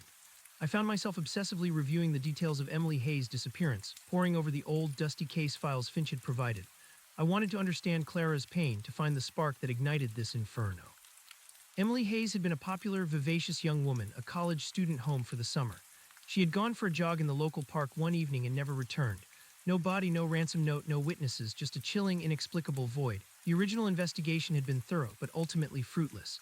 The town had grieved, then moved on, but Clara, the younger sister, had not. Her anger at the perceived inadequacy of the police efforts had been noted in the original detective's reports. One afternoon, a week after the bus incident, Dr. Petrova called me into her office again. She had a thoughtful, almost solemn expression. Sarah, I've been analyzing the phrasing of the watcher's calls again, specifically the "you know who I am" Sarah line in the note left with Lily. The future is uncertain, but it is known. There's a duality, a paradox in her language. What do you mean? Her actions are contradictory on the surface. She causes harm, but sometimes intervenes to mitigate it. She predicts, but also provides means of prevention. And this phrase, the future is uncertain, but it is known. It suggests that while the individual choices of people might introduce uncertainty, she possesses a higher level of knowledge that allows her to know the ultimate outcome. It implies a deterministic worldview, but one where she is the ultimate arbiter of that destiny. She's playing God, I said, a bitter taste in my mouth. In her own mind, perhaps, Dr. Petrova agreed. But it also suggests a deeper philosophical motivation beyond simple revenge. She's trying to prove a point about fate, about free will, about the limitations of human agency. And by forcing you to act on her predictions, she's implicating you in her grand design, making you a co-creator of this known future. So she's not just angry, she's got a twisted agenda to reshape my understanding of reality. Exactly, and the Clara Hayes connection, if it proves to be true, might shed light on that. The profound trauma of her sister's disappearance, the helplessness she experienced, could have led her down a path of seeking control, seeking to understand and manipulate the forces that govern fate. The conversation left me feeling even more unsettled. The Watcher wasn't just a criminal, she was a philosopher of chaos, using Fairhaven as her laboratory and me as her unwilling subject. The break in the case came not from our efforts to find Clara Hayes, but from a random tip to the task force. A librarian who had seen Clara's old photo circulate internally recognized her from a local book club. The woman had been using the name Catherine Hughes and had moved into an apartment building on the outskirts of Fairhaven about 6 months ago. She was quiet, kept to herself, and was often seen in the library's computer section. Finch moved swiftly. Surveillance was established on Catherine Hughes. It was a painstaking process watching her mundane daily routines, trying to reconcile the quiet, unassuming woman with the chilling voice and omniscient orchestrator of chaos. She worked from home, a freelance data analyst. Her apartment was modest, orderly. No red baseball caps were ever seen. One evening, a detective on surveillance reported an odd detail. Hughes was seen placing a small, potted blue orchid on her windowsill, visible from the street. Blue, the blue ribbon, it was a subtle, almost dismissive detail, but it sent a jolt through me, a hidden signature. Finch decided it was time to move. He secured a warrant based on the increasing evidence in the psychological profile. The day they raided Catherine Hughes' apartment, I was at the dispatch center, my heart pounding in my chest. This could be it, the end of the nightmare. The reports came in quickly. They found her. Catherine Hughes, or rather Clara Hayes, was apprehended without incident. She offered no resistance, no struggle. She simply looked at the officers with calm, unreadable eyes. Her apartment, though ordinary in appearance, held secrets. In a locked drawer, they found a burner phone, its call history wiped clean but matching the technical specifications of the untraceable calls. And a laptop heavily encrypted but containing vast amounts of data, public records, social media profiles, and deeply personal information on countless Fairhaven residents, including the Millers, the Parkers, the Kincaids, and disturbingly me. My work schedule, my grandson's school, even my unlisted home number. It was all there, meticulously organized. They also found a journal, a small leather-bound book filled with Clara Hayes' precise, elegant handwriting. It wasn't a diary in the traditional sense. It was a chronicle of her observations, her theories on fate and free will, and her growing conviction that she alone could see the threads of the future. The early entries spoke of Emily's disappearance, her desperate pleas to the police, her crushing helplessness. Later entries detailed her study of predictive modeling, her self-taught mastery of data analysis, and her increasing desire to demonstrate the fragility of perceived order. Finch called me from the apartment. His voice was tired but laced with a grim satisfaction. "We have her, Sarah Clara Hayes, and it's everything Dr. Petrova predicted. She's the Watcher." A wave of complex emotions washed over me, relief but also a profound weariness. The monster had a face, a human face. The quiet, intense girl from my distant memory, consumed by grief and twisted into a terrifying arbiter of destiny. "What does she say?" I asked, my voice hoarse. "Why did she do all this?" "She's not saying much right now," Finch replied. "She's calm, almost serene. She just keeps repeating one thing. I showed Sarah. She knows now. The future is uncertain, but it is known." The irony was crushing. She had gone to such elaborate, cruel lengths, sacrificed so many lives, nearly taken my grandson, all to demonstrate a philosophical point, to teach me a lesson. Clara Hayes was taken into custody. The news of her arrest spread like wildfire. The media, hungry for answers, descended upon the police station. Finch held a press conference confirming the arrest but carefully omitting the details of the Watcher persona, my personal involvement, and the precognitive calls. He spun a narrative of a deeply disturbed individual driven by past trauma who had meticulously planned and executed the crimes. Dr. Petrova was tasked with the unenviable job of psychologically assessing Clara Hayes. She spent hours with her, probing the depths of her fractured psyche. "She truly believes she can see the future, Sarah," Dr. Petrova reported to me a few days later. "Not in a mystical sense, but through her data analysis. She gathered so much information on Fairhaven, on its residents, on traffic patterns, on everything imaginable, that she developed a system she believes can predict outcomes with almost perfect accuracy. She refers to it as probabilistic foresight. But her trauma, her deep-seated anger over Emily's disappearance, led her to believe that this knowledge granted her the right, even the obligation, to intervene, to correct the course of fate, or at least to demonstrate its inevitability. So the crimes were experiments, I asked, feeling sick. In a way, yes, Dr. Petrova confirmed. And you, Sarah, were her chosen witness. The Miller murders were a demonstration of unavoidable fate, the Parker fire a demonstration of near failure and her capacity to intervene just in time. Lily's abduction, a game of control showing us that she dictated the rules of the rescue. And the bus crash, the ultimate test, a preventable tragedy where she gave you the means to avert it, thereby proving her value, her indispensability. And all because of her sister, I said, the tragedy of it all weighing heavily on me. Yes, she felt abandoned by the system, helpless in the face of her sister's disappearance. She decided that she would never be helpless again. She would become the one who knew, the one who controlled. The weight lifted slightly from Fairhaven. The Watcher was behind bars. The reign of terror was over. The city slowly began to exhale, to heal. But for me, the scars ran deep. The experience had irrevocably changed me. My wall was shattered, replaced by a raw, painful understanding of the darkness that could lurk beneath the surface of ordinary lives. I tried to return to normal, but normal felt irrevocably altered. Every blocked ID, every moment of silence on a call still sent a jolt of unease through me. The world now seemed a far more fragile, interconnected place, where unseen threads of fate and trauma could weave themselves into terrifying patterns. My grandson Leo continued to be my anchor, his innocent joy a reminder of what was truly precious. I hugged him often, told him I loved him more than he could ever know. Life at the dispatch center slowly normalized.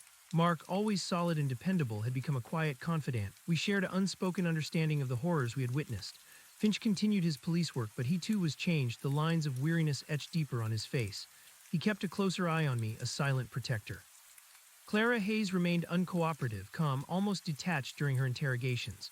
She continued to speak in riddles and philosophical pronouncements, asserting her probabilistic foresight and her unique role in revealing the known future. She showed no remorse, no regret, only a chilling certainty in her own twisted righteousness. The trials were long and complex. The defense argued mental instability, a woman driven to delusion by profound grief. The prosecution painted a picture of a cunning, dangerous mastermind who had used her intellect to inflict terror and suffering.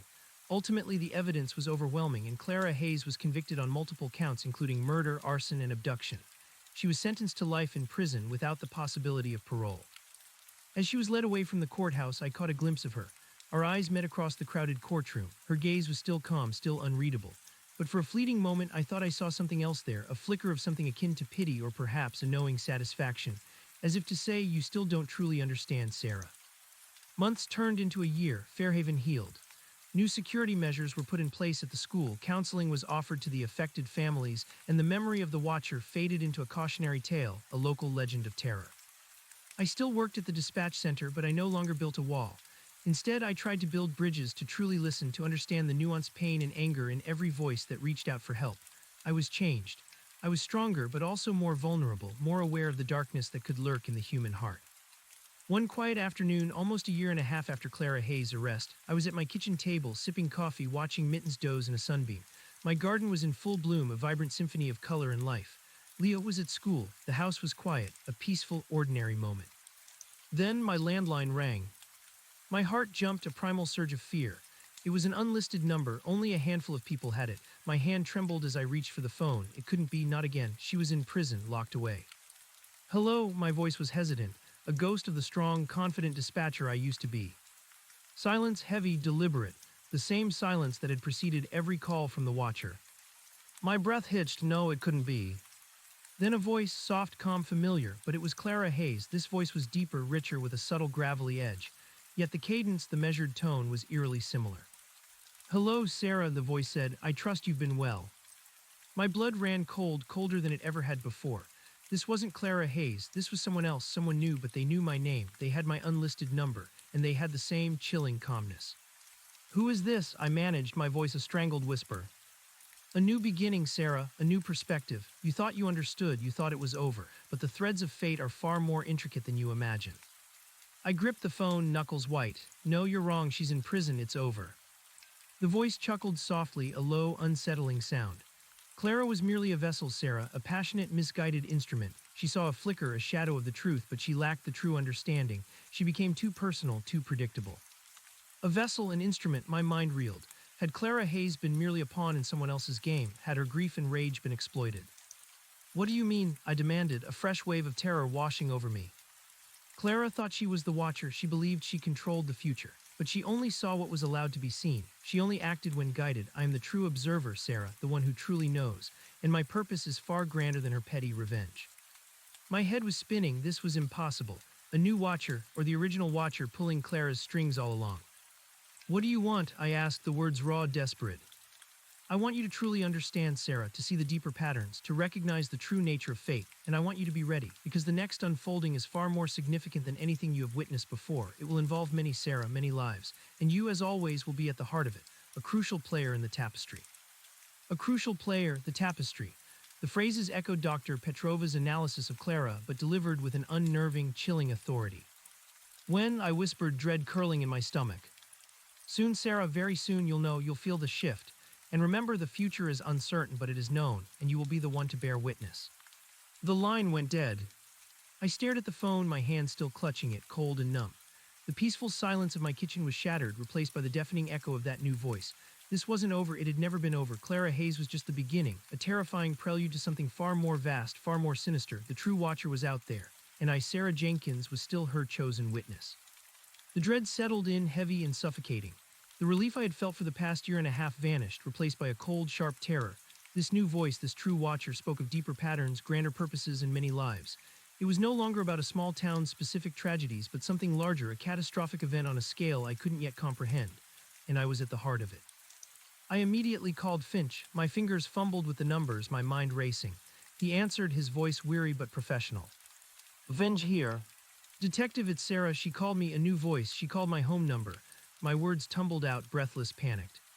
Silence on the other end, a long, chilling silence. Then Finch's voice, low and grim. A new voice, Sarah, are you certain?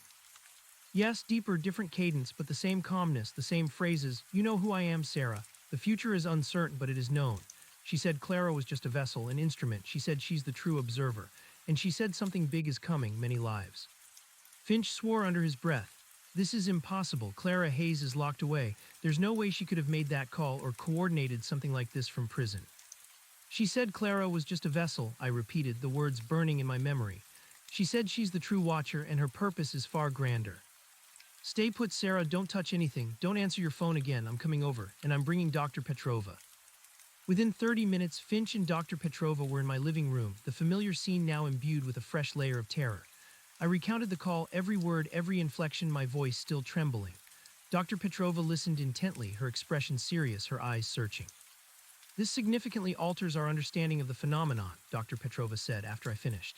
If Clara Hayes was indeed merely an instrument, then the original premise of a single, trauma-driven individual is incomplete. This implies a network or a deeper, more sophisticated entity behind the curtain. Someone who could orchestrate Clara's actions, provide her with the means and the data, and then step forward when she was no longer useful. But how? Finch demanded, frustration clear in his voice. How could someone control Clara Hayes to that degree and then disappear without a trace? And how would they know Sarah's number and know to call her? Clara's journal mentioned the guidance in earlier entries before she fully embraced the Watcher identity, Dr. Petrova recalled, tapping her pen against her pad. She described it as an intuitive sense, a series of coincidences, a flow of information that allowed her to make her predictions. We dismissed it as her delusion, an internal justification for her actions. But what if it wasn't a delusion? What if it was genuine external guidance? You're talking about a mastermind then, I said, feeling faint. Someone who groomed Clara, exploited her pain, and used her to test the waters to send a message. Or, Dr. Petrova said, her voice dropping, someone who saw Clara's unique aptitude, her intelligence, her pain, her technical skills, and activated her. Manipulated her into believing she was the architect while subtly pulling the strings. It's a classic cult leader dynamic, but on a grander, more terrifying scale, using technology and psychological manipulation.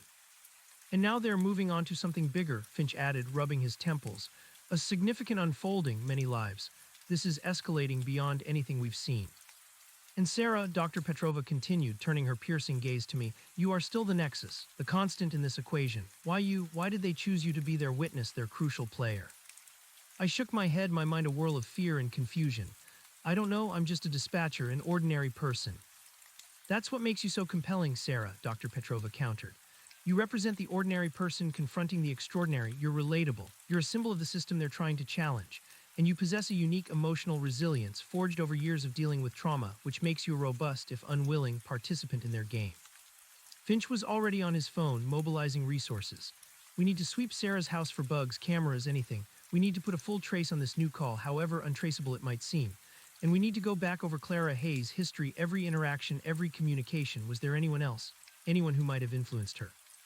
The next few days were a blur of heightened security, forensic sweeps, and a renewed, frantic investigation into Clara Hayes' past. My house was gone over with a fine-tooth comb, but nothing was found. The call trace, as expected, yielded nothing. It was another ghost call, leaving no digital footprint. The silence that followed the new watcher. R's call was suffocating. I tried to distract myself, to focus on the mundane rhythms of my work, but every moment felt charged with an unspoken dread. The new watcher's words echoed in my mind. A new beginning, Sarah, a new perspective. You thought you understood, you thought it was over. But the threads of fate are far more intricate than you imagine. Finch increased my security, assigning plainclothes officers to discreetly monitor my home and my movements.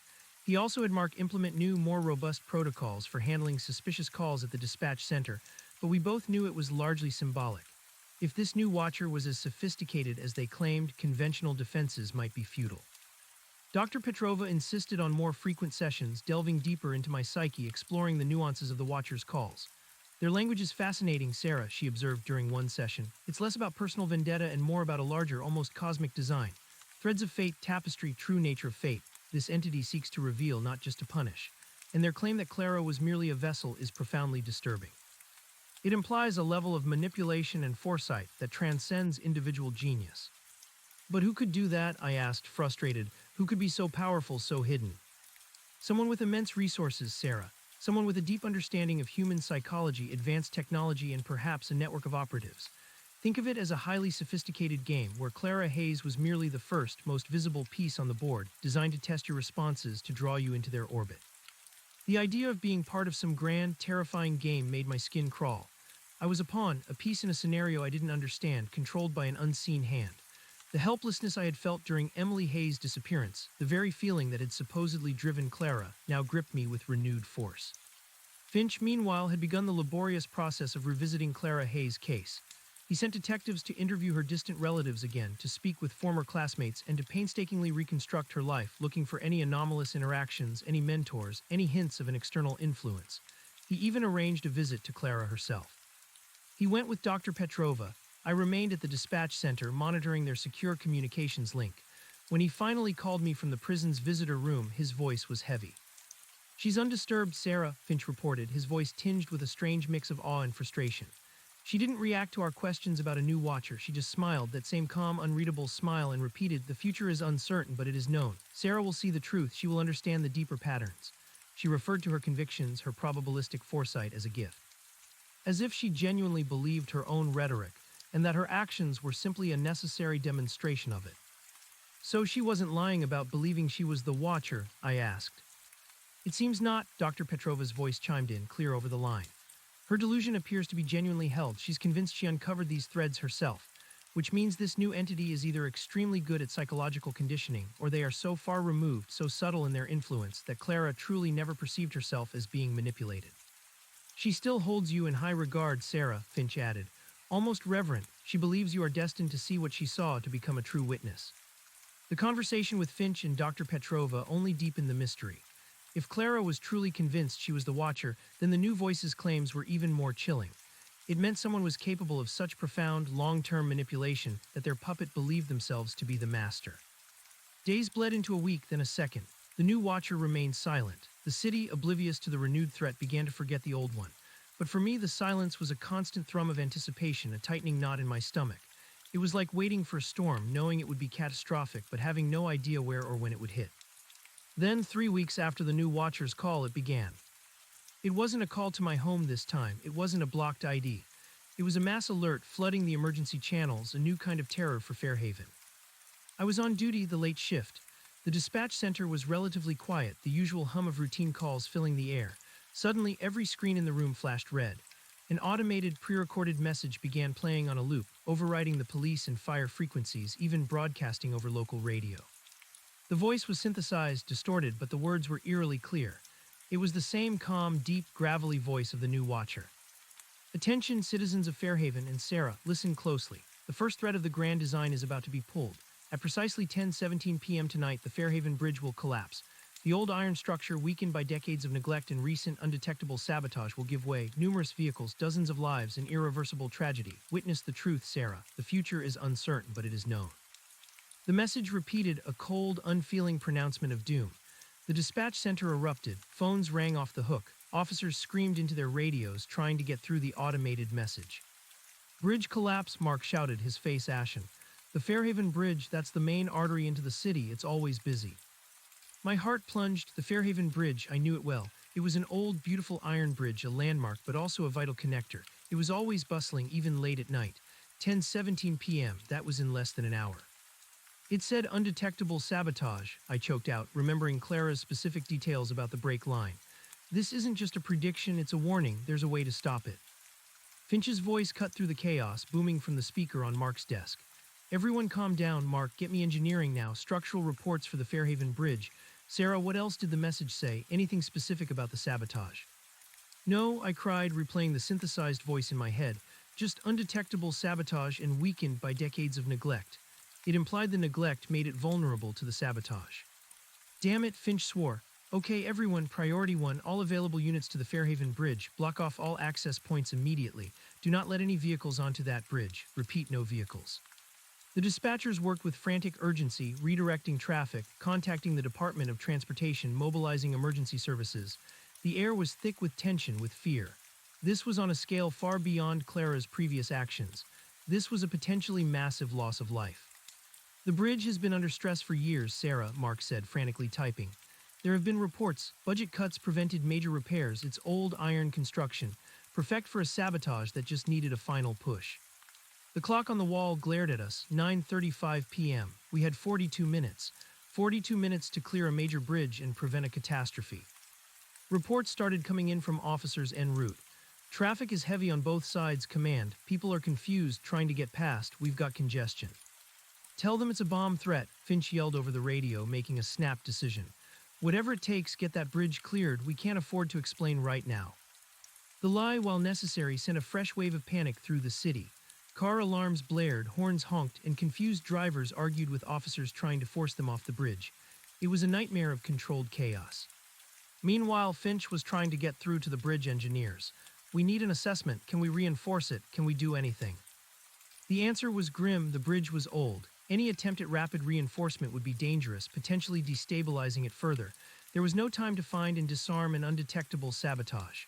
The only option was to clear it. The minutes ticked by, each one an eternity. My gaze darted from the clock to the traffic cameras feeding live images of the bridge. It was still packed, a slow-moving metallic serpent winding across the river. We need to accelerate this, Finch roared. Get the emergency alert system on local TV and radio. Mandatory evacuation of the bridge. Repeat, mandatory evacuation. The city's emergency broadcast system crackled to life, interrupting regular programming with an urgent, stern warning to clear the bridge immediately due to an unspecified critical structural failure. Panic surged, and people began to abandon their cars, scrambling for safety. 9:55 p.m., still too many cars, still too many people. Any units on the bridge, report, Finch demanded. Sergeant Davis here, command. We're halfway across, pushing people off, but there are some who won't leave their vehicles. They're confused, yelling about their cars. Tell them to run, I screamed into the mic, unable to contain myself. Tell them their lives are more important than a car. Agreed, Sarah, Finch's voice was firm. Officers, abandon the vehicles if necessary, focus on human lives, get people off the bridge. The scene was horrifying. People were abandoning their cars, running in a chaotic stream towards the safety of the riverbanks. The bridge, designed for steel and concrete, now seemed fragile, ancient. 10:10 p.m., 7 minutes. The bridge was mostly clear, but there were still a few stragglers, some officers, and a handful of abandoned vehicles. All personnel clear the bridge immediately, Finch's voice was hoarse with urgency. 5 minutes to impact, get off now. I watched the screen, my heart hammering against my ribs. A lone officer running, looking back, urging a bewildered couple to move faster. He was almost off. 10:16 p.m., 1 minute. The screen flickered. A deep rumble, low and guttural, resonated through the building, even though the bridge was miles away. The cameras on the bridge began to shake violently. Get back, an officer's voice screamed over the radio, then static. Then a sickening, grinding roar, the sound of tortured metal, of tons of concrete and steel tearing themselves apart. On the screen, the middle section of the Fairhaven Bridge sagged, then fractured with horrifying slowness. A cloud of dust and debris erupted. And then, with a thunderous crash that vibrated through the dispatch center, the entire central span of the bridge plummeted into the river below. A collective gasp filled the room. No one spoke. We watched, mesmerized, as the remaining sections of the bridge twisted and buckled, resembling a broken spine. The river, normally calm, churned with debris, the spray rising like a mournful mist. Xylan's jog. Then Finch's voice quiet, almost a whisper, casualties. Unknown command, a dispatcher responded, her voice trembling. But officers confirmed almost everyone was off. We think we cleared it in time. The relief that surged through me was so potent it almost brought me to my knees. We had done it. We had prevented a mass casualty event, barely, again. But the price was immense. The Fairhaven Bridge, a symbol of the city, was gone, and the new watcher had demonstrated a chilling, terrifying power. Finch called me later that night, after the initial chaos had subsided and the search and rescue efforts were underway. Miraculously, no fatalities were reported, only minor injuries from the frantic evacuation. She was right, Sarah, he said, his voice flat with exhaustion. Every detail, weakened by decades of neglect and recent undetectable sabotage. Our engineers are confirming it. There was precise, calculated sabotage that targeted structural weaknesses, designed to go off at exactly 10:17 p.m. They couldn't have found it in time, even with a full crew. But how did we know? I whispered. How did she know? That's the question that keeps me up at night, Finch replied. This isn't just about predicting the future, Sarah. It's about creating it, or at least being intimately involved in its creation. Dr. Petrova joined us for an emergency meeting, her face grim. This new watcher is operating on a completely different level. Clara's actions, while destructive, felt more like a series of targeted strikes. This is a strategic dismantling. The bridge isn't just a structure, it's a symbol. Its destruction affects the entire flow of the city, the economy, daily life. It's a message that they can disrupt fundamental order. And the message was broadcast to everyone, I added, my voice tight. Not just me, they want the whole city to know. Exactly, Dr. Petrova confirmed. They want to spread the fear, to sow chaos, to demonstrate their omnipotence to a wider audience. But by addressing you specifically, and Sarah, they are still emphasizing your unique role. You are still their chosen witness, the one who truly understands the significance of these events. The investigation into the bridge collapse was swift and intense. Forensics confirmed the sabotage, a series of precisely placed small explosive charges designed to compromise critical structural points, timing their detonation to coincide with peak stress on the aging bridge. The sophistication of the attack was terrifying. No one could identify the perpetrators. No surveillance footage, no eyewitnesses, no digital footprint. The city of Fairhaven was in shock. The police, while lauded for preventing fatalities, faced tough questions about how such a catastrophic act of sabotage could occur. The official line was a sophisticated terrorist act, though no group claimed responsibility. The public, while relieved, was deeply unnerved. The watcher's presence, though never officially confirmed by authorities, was felt in the palpable fear that permeated the air. People looked at familiar landmarks with suspicion, wondering which might be next. For me, the trauma of the bridge collapse and the chilling message that preceded it deepened my resolve. This wasn't just about survival anymore, it was about understanding this new, far more dangerous entity. I spent hours poring over Clara Hayes' journal, revisiting old case files, seeking any overlooked clue, any hidden connection. Clara's entries, when read through the lens of a manipulative external force, took on a new, darker meaning. Her intuitive sense, her flow of information, now seemed less like a delusion and more like carefully curated instructions. She spoke of a growing awareness, a feeling of being chosen, of having her eyes open to the true patterns. It was almost as if she was being indoctrinated. Dr. Petrova and Finch agreed. We need to reassess Clara's interactions with anyone outside her immediate family, Finch decided. Even seemingly innocuous relationships, college professors, online forum acquaintances, even casual friendships. If someone groomed her, they would have done it subtly over a long period. The task force, now revitalized by the new threat, widened its net. They investigated Clara Hayes' digital life, her online activity, her academic career. She had excelled in obscure corners of computer science, specializing in advanced algorithms, predictive analytics, and data security. Her online footprint was minimal, but what they found was intriguing. She had been an active participant in several online communities focused on complex systems, emergent phenomena, and the philosophical implications of determinism versus free will. She had posted under an anonymous handle, but her arguments were distinctive, highly intelligent, and often veered into esoteric territory. One particular thread caught Finch's attention. It was a long, dense discussion on a private forum dedicated to a highly theoretical framework called pattern recognition in socioeconomic systems, PRESS. Clara, under her alias, had debated extensively with a user identified only as Oracle. Oracle's posts were exceptionally sophisticated, often guiding Clara's arguments, pushing her towards more deterministic conclusions, and encouraging her to test the patterns in real-world scenarios.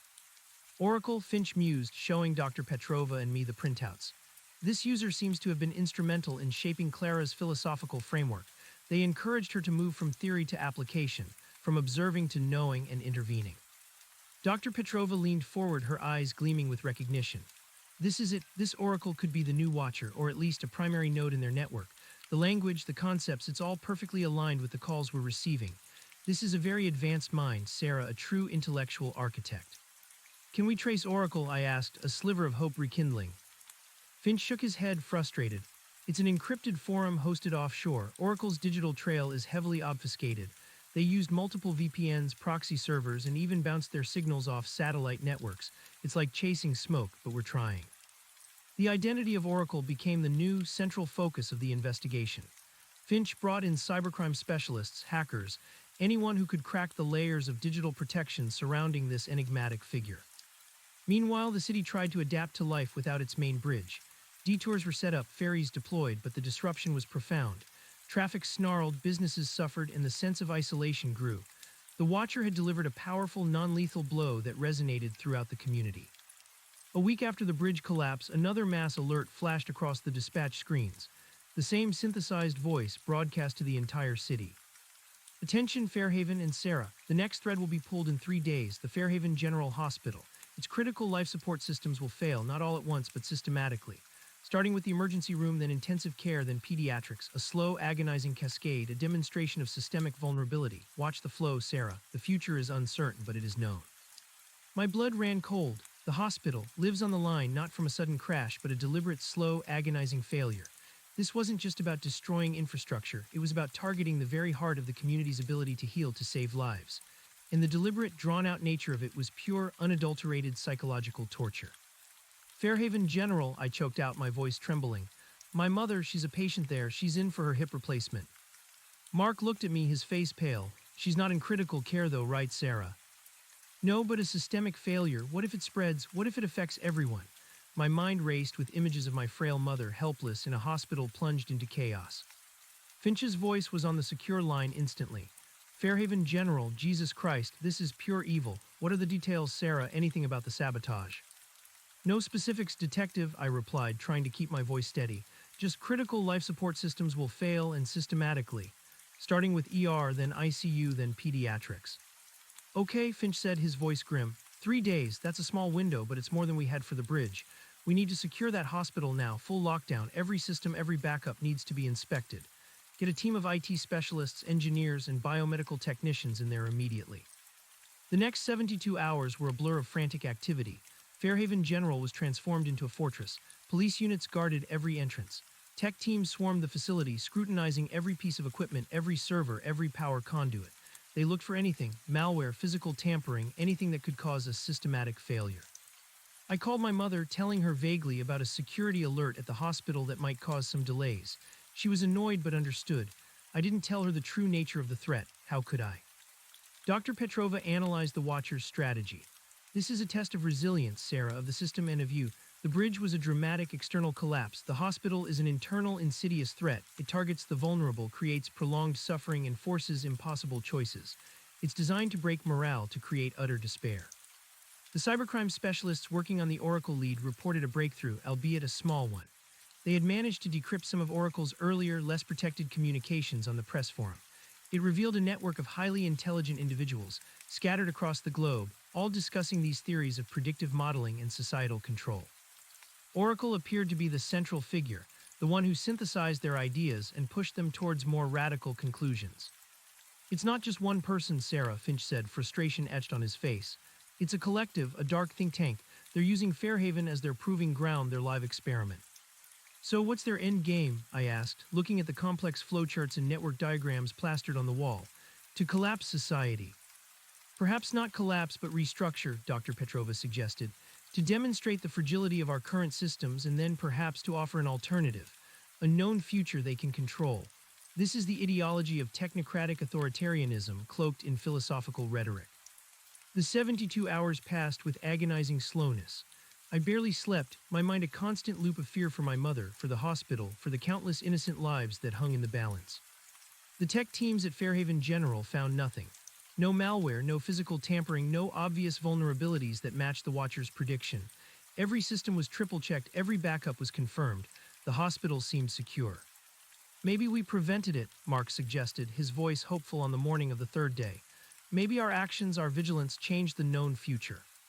I wanted to believe him desperately, but a cold knot of dread remained in my stomach. The Watcher had never been wrong, and their calls always contained a specific, often hidden detail. Not all at once, but systematically. The time of the predicted failure was never specified, only that it would start on the third day. That ambiguity was terrifying. Then, just after noon, a flurry of alarms began to blare at Fairhaven General, not from the internal systems, but from the network monitoring our teams had installed. Finch's voice was urgent over the radio. Report from Fairhaven General, we're getting multiple anomalous readings. Power surges, system fluctuations, what's happening? It's not a hack, detective, an IT specialist shouted over the comms. It's like a cascading electrical failure, power grid fluctuations causing critical systems to overload. But the hospital's internal generators are failing to kick in. Why are the generators failing? Finch demanded. Unknown, sir. It's like the signal to activate them is being cut or delayed. And the emergency power lines are experiencing microsurges. It's overwhelming the system. My mind raced back to the Watcher's words. Critical life support systems will fail, not all at once but systematically. A cascade, a slow, agonizing failure. It's the power grid, I suddenly realized, my voice cutting through the chatter. It's not the hospital systems themselves that were tampered with, it's the external power supply. The Watcher said systemic vulnerability. They hit the grid, not the hospital directly. Finch's voice was instantly sharper. Sarah, you might be onto something. Mark, get me Fairhaven Power and Light. Immediately, tell them to check for anomalous activity on the grid feeding Fairhaven General, anything that could cause systematic, cascading failures. The power company, already on high alert due to the bridge incident, responded swiftly. Within minutes, engineers were scrambling. Detective Finch, we're seeing something on the Fairhaven General substation feeder lines, a power engineer reported. Unusual load fluctuations, almost rhythmic. It's causing microfractures in the transformers, leading to cascading failures throughout the substation. It looks like a synchronized overload attack designed to slowly degrade the entire system. The Watcher hadn't sabotaged the hospital. They had sabotaged the power grid that fed it, knowing the hospital's aging infrastructure would eventually succumb to the slow, systematic degradation. It was an indirect, brilliantly cruel attack. Can you reroute power? Can you isolate it? Finch demanded. We're trying, sir, but the degradation is spreading. It's hitting the backup feeders too. We're fighting a losing battle. Unless we can identify the source of the synchronized overload, the entire substation will go dark within hours, and the hospital along with it. The implications were catastrophic. Intensive care units, operating theaters, life support machines, all would cease to function. My mother. There must be a way to stop it, I pleaded, tears stinging my eyes. There has to be a source to this overload, a signal, a device. We're looking, Sarah, the engineer's voice was tight with stress. But this is extremely sophisticated. It's like a distributed denial-of-service attack, but on a physical power grid. Do you have any idea what could cause this? My mind flashed back to Clara's journal, to Oracle's discussions on the press forum. Emergent phenomena, complex systems, feedback loops, and then a memory, a detail from one of Oracle's more esoteric posts, a discussion about using resonant frequencies to create targeted energy disruption in older, less shielded electrical systems. Resonant frequencies, I shouted into the mic. Ask them if they're detecting any unusual low-frequency electromagnetic pulses, the kind that could induce sympathetic resonance in older electrical infrastructure. Silence on the line for a moment, then the engineer's voice, full of surprise. Detective, we dismissed them as noise earlier, but there are distinct, very low-frequency M pulses, and they're emanating from a cluster of cellular towers in the northern sector of Fairhaven. But that's impossible. Cell towers don't transmit those kinds of frequencies. It's not impossible for them, I cried, remembering the Watcher's ability to manipulate existing systems. They're using the cell towers, amplifying something, repurposing them. Finch didn't hesitate. Mark, dispatch units to those cellular towers. Priority 1, look for any unauthorized equipment, any devices that could be transmitting these M pulses. Sarah, you're brilliant. The units scrambled. The race against time was on. Hospitals prepared for a full blackout, moving critical patients to backup power, some even initiating emergency transfers to other cities. My mother was deemed stable enough to be transferred to a smaller, more secure clinic on the outskirts of town. I breathed a small sigh of relief, but the larger threat remained. Minutes, then agonizing minutes passed. The hospital's systems were failing one by one. The red lights on the monitoring screens intensified. Then a triumphant shout from the radio. "Finch, this is Officer Davies. We've found it at the base of the northernmost tower, a large shielded device. It's humming, and it's not standard cellular equipment. It's hooked directly into the tower's power supply." "Disarm it now," Finch roared. "Working on it, sir, but it's heavily armored, and it's emitting a strong M field. Our comms are struggling." The situation was dire. The device was clearly meant to be difficult to disable. The Watcher had anticipated our response, building in a delay. I remembered Clara's journal, her fascination with systems, with vulnerabilities. The Watcher knew our systems, our protocols, but they also knew the intricacies of the very technology they were weaponizing. "Are there any override switches?" I asked, thinking aloud. "Any failsafes in the tower system itself that could disrupt its power feed?" The officer on scene, already struggling with the device, responded. "Sir, there's an emergency power cutoff for the whole tower, but it's high up, shielded. We need an access code." "Can we bypass it?" Finch pressed. "Unlikely, sir. It's designed to prevent accidental power loss." Suddenly, another thought hit me, one born from years of dispatching, of hearing every possible detail about every possible piece of infrastructure in Fairhaven. The city had recently upgraded its emergency infrastructure. All critical systems, including major cellular towers, had a universal remote override, a digital failsafe accessible only to the highest levels of city administration, designed for catastrophic events. It was a deeply classified system, but I remembered a briefing on it. "The Unified Emergency Grid Interface," I shouted. "Mark, get me Mayor Thompson. Tell him we need to activate the EGI. We can remotely cut power to that tower." Mark, without question, moved immediately. The mayor was already involved, watching the unfolding crisis from the command center. Within moments, Finch had him on the line, explaining the situation. "EGI activated," Mayor Thompson's voice came over the radio, tense. "Cutting power to cell Tower 7 in the northern sector now." A few agonizing seconds later, Officer Davies' voice, suddenly clearer, erupted from the comms. "It worked. The device went silent. Power's out to the tower. The M field is gone." A wave of relief, so powerful it was almost painful, washed over me. The hospital screen, still flickering with red, slowly began to stabilize. The power engineers reported the cascading failures on the grid were halting. The threat was averted. "Casualties at the hospital?" Finch asked, his voice shaking slightly with the adrenaline. "Stand by, sir," a medical liaison reported. "Early reports indicate some loss of life support for critical patients, but backup power took over quickly for most, still assessing, but the main systems are holding." Another near miss. Another demonstration of the Watcher's terrifying ability to orchestrate disaster, only to have us avert it thanks to their own twisted clues. Fairhaven General began the slow process of recovery, its systems gradually brought back online. The exact number of casualties from the brief system failures was still being determined, but it was clear that many lives had been saved. My mother was safe at the smaller clinic. The capture device at the cellular tower was a marvel of destructive engineering. It was a compact, highly advanced piece of technology designed to generate and amplify targeted electromagnetic pulses. The cybercrime specialists confirmed it was capable of causing the precise kind of systemic degradation we had witnessed on the power grid. It also had a timed release mechanism, ensuring it would have continued its destructive work for days had it not been deactivated. And like everything else, it offered no fingerprints, no identifying marks. Its components were off the shelf, but configured with incredible sophistication. The investigation into Oracle intensified. The digital forensics team was now working around the clock, trying to penetrate the deeper layers of encryption on the press forum. They believed Oracle was the mastermind, or at least the lead architect of this new Watcher network. Dr. Petrova's analysis of the new Watcher's motive became even more precise. "They are demonstrating power not just over life and death, Sarah, but over the very systems that sustain modern society. The bridge represented infrastructure. The hospital represented our capacity for care. They are showing us how fragile our interconnected world truly is and how easily it can be undone by someone who understands its threads." "And they are still speaking directly to you," Finch pointed out. "Watch the flow, Sarah. They want you to see the larger picture, the pattern recognition that they claim to possess." The constant fear, the frantic rescues, the knowledge that I was being watched, being played, took its toll. My sleep was a battlefield of nightmares. My appetite vanished. Mark and Finch worried about me constantly. Even Leo seemed to sense my distress, offering more spontaneous hugs and quiet affirmations of love. "Grandma, you're the best," he'd say, completely unaware of the battles I was fighting. His innocence was both a balm and a terrifying reminder of what was at stake. The cybercrime team finally had a breakthrough. After days of relentless hacking, they managed to access a deeper layer of the press forum, a hidden section where Oracle communicated with a select few, a kind of inner circle. The content was chilling. It revealed a highly organized, ideologically driven group referring to themselves as the cartographers. Their philosophy was one of extreme determinism.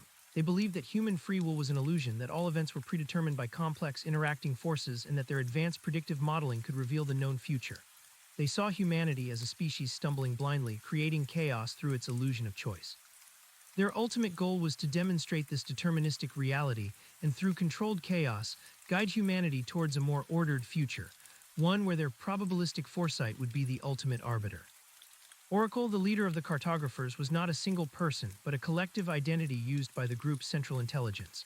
And within that central intelligence, the digital forensics team found a lead, a specific, unique encryption key, used inconsistently but repeatedly by one individual within the Oracle collective. A key that, when run through a sophisticated pattern-matching algorithm, was found to have been used in a number of other, seemingly unrelated, highly encrypted online transactions and communications. Transactions involving shell corporations, communications with obscure research.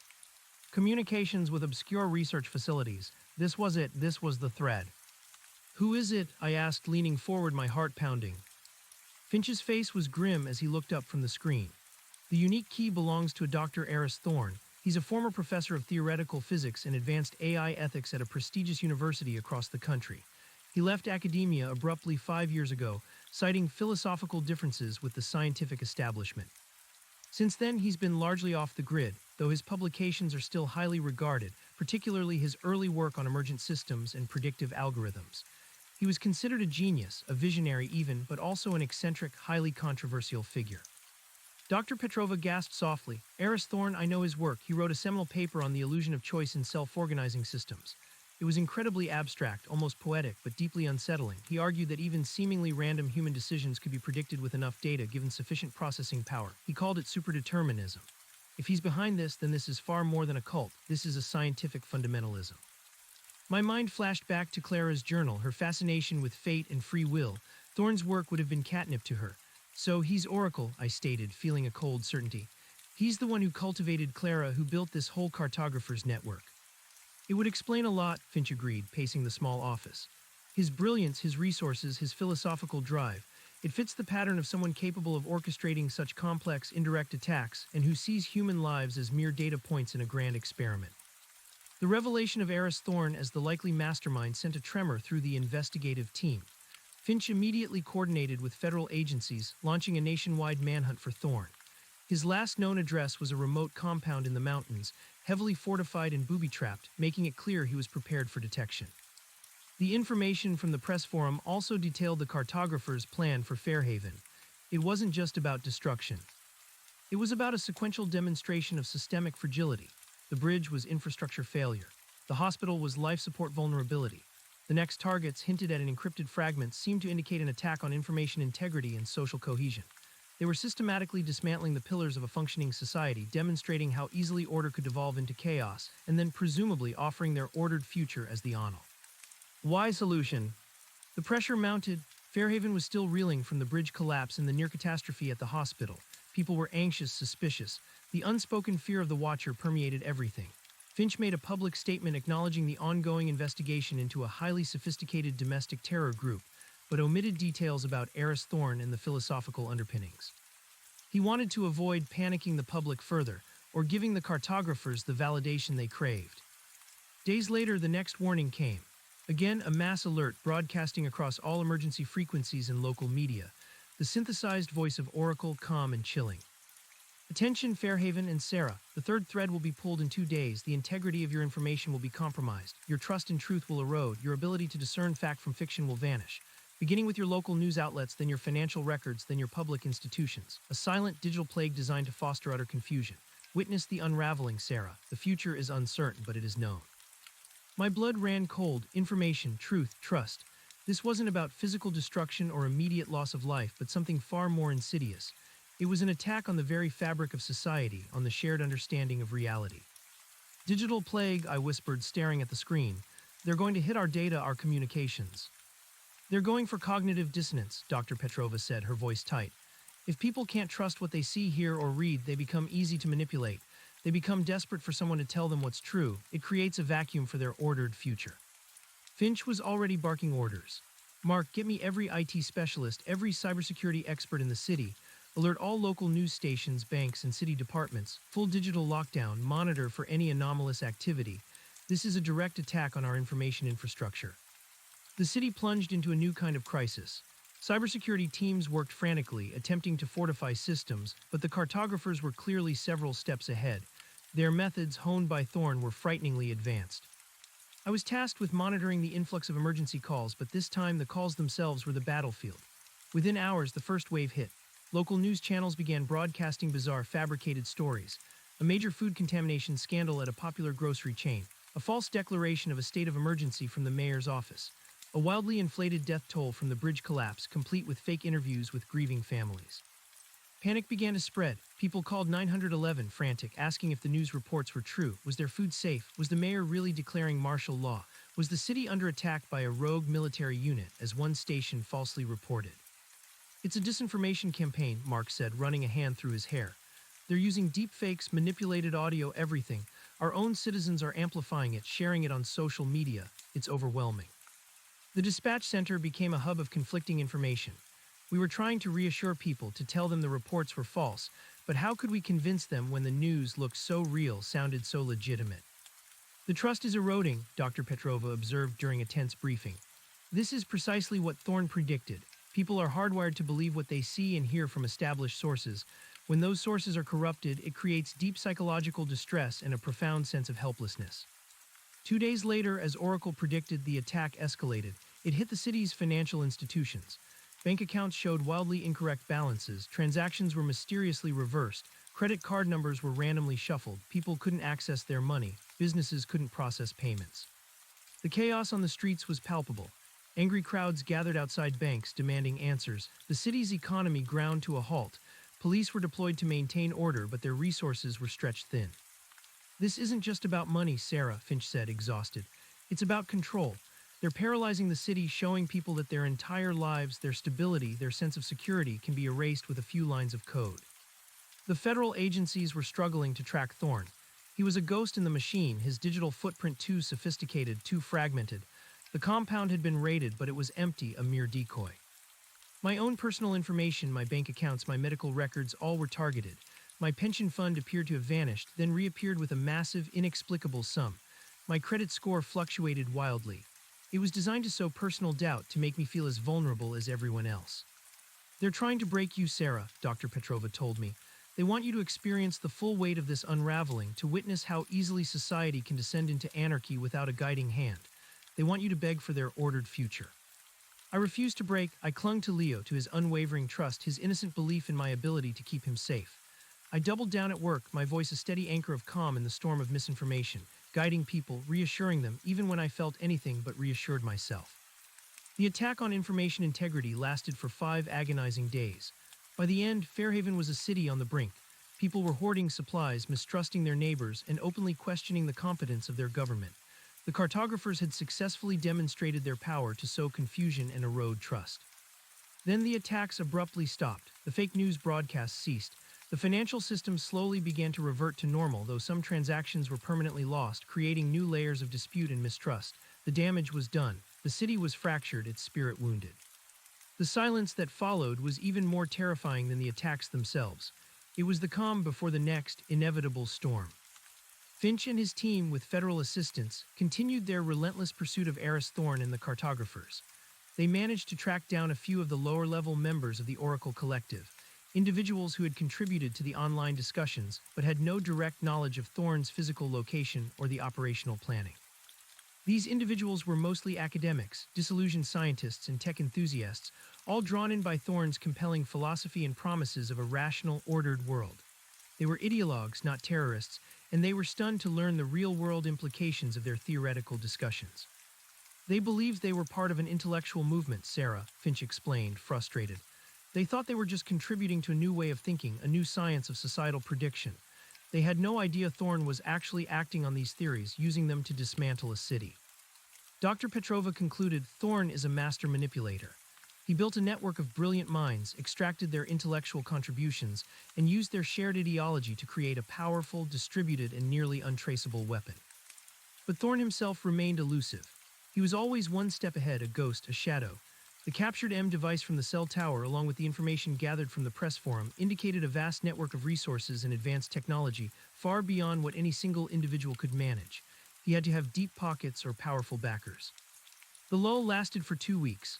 Fairhaven slowly began to pick up the pieces, trying to restore trust, to heal the digital wounds.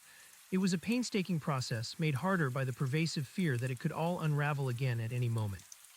Then the final, most audacious warning. Not a mass alert this time, but a targeted call to my unlisted home number.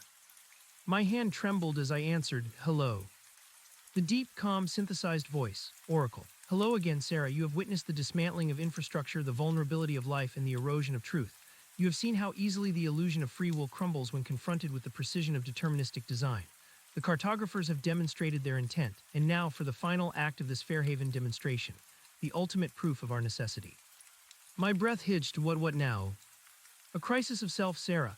A demonstration of human nature's inherent flaws, its propensity for chaos, its inability to self-govern when faced with perceived scarcity. In 3 days, a citywide collapse of essential services, not from external attack, but from internal panic. The power grid will be stable, the water supply will flow, your communication networks will function, but your belief in them will not. A citywide resource scarcity event. A full demonstration of societal breakdown. My mind raced. You're talking about a false flag, a manufactured panic. Precisely, Oracle confirmed, a chilling undertone in the synthesized voice. A controlled experiment in human behavior. It will begin with a series of minor, localized disruptions, easily fixable but widely publicized. A water main break in one neighborhood, a brief power outage in another, a localized internet blackout elsewhere. These will be quickly resolved, but the reports will be amplified, the narrative will be twisted. The whispers of a wider, impending collapse will begin. And once fear takes root, Sarah, humanity does the rest. They will strip the shelves bare, they will fight for the last drop of water, they will turn on each other, the illusion of civility, of order will shatter. And you, Sarah, will be in the eye of that storm, a witness to the true nature of your species. No, I whispered, tears stinging my eyes. You can't do this, people will get hurt, they'll starve, they'll fight.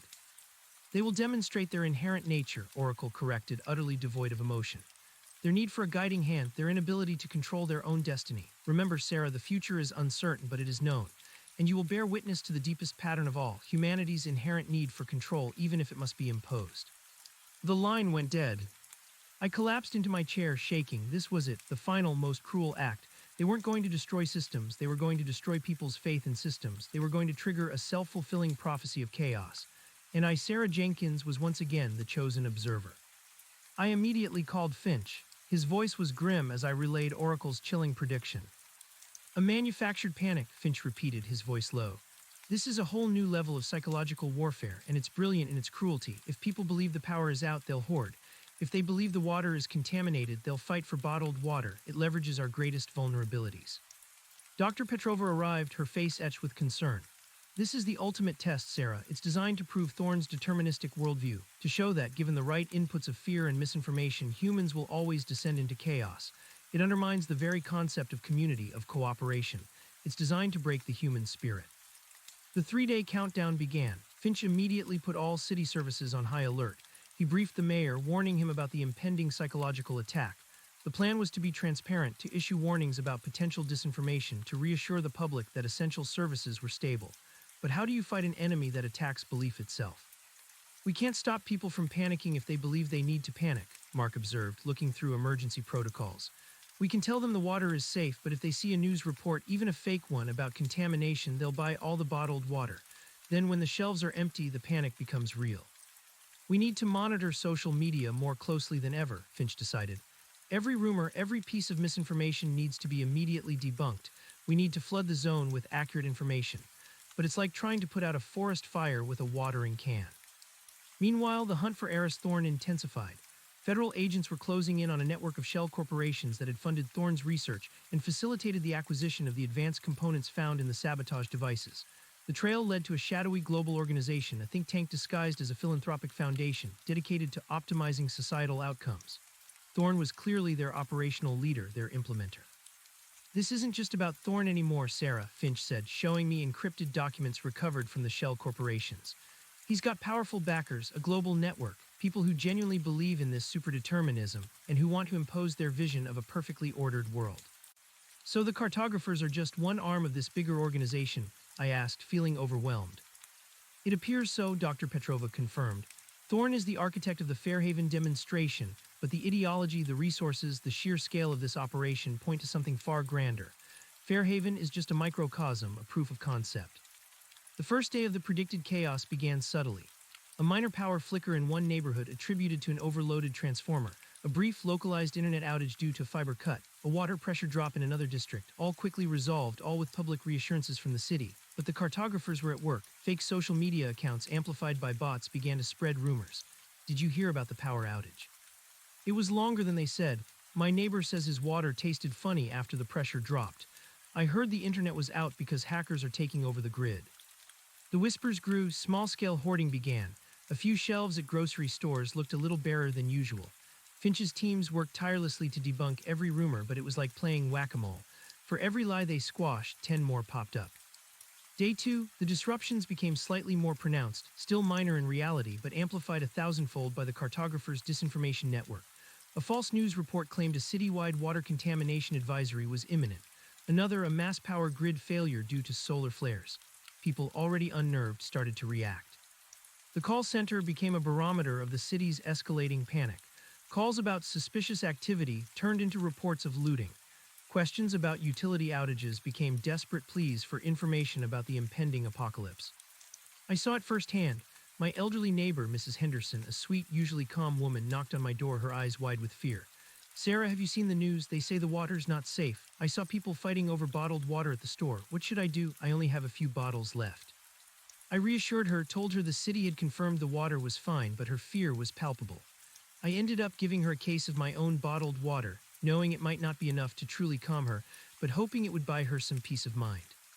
Leo, sensing the shift, asked, "Grandma, why are people buying so much food? Are we going to be okay?" "We'll be just fine, sweetie," I told him, hugging him tight, a lie to protect his innocence, a prayer that it would actually be true. The police were stretched thin, dealing with minor shoplifting incidents that escalated into arguments, road rage incidents fueled by anxiety, and an increasing number of calls about suspicious strangers in neighborhoods. The city was unraveling, not from external attack, but from internal fear. The night before the predicted full breakdown, Finch called me from the command center. His voice was strained. "Sarah, it's worse than we thought. People are getting aggressive. There was a brawl at a gas station over fuel, another at a grocery store over canned goods. We're losing control. The cartographers have successfully triggered a mass panic." My heart sank. They had won. They had proven their twisted theory. "What can we do?" I asked, my voice raw. "We're trying everything," Finch replied.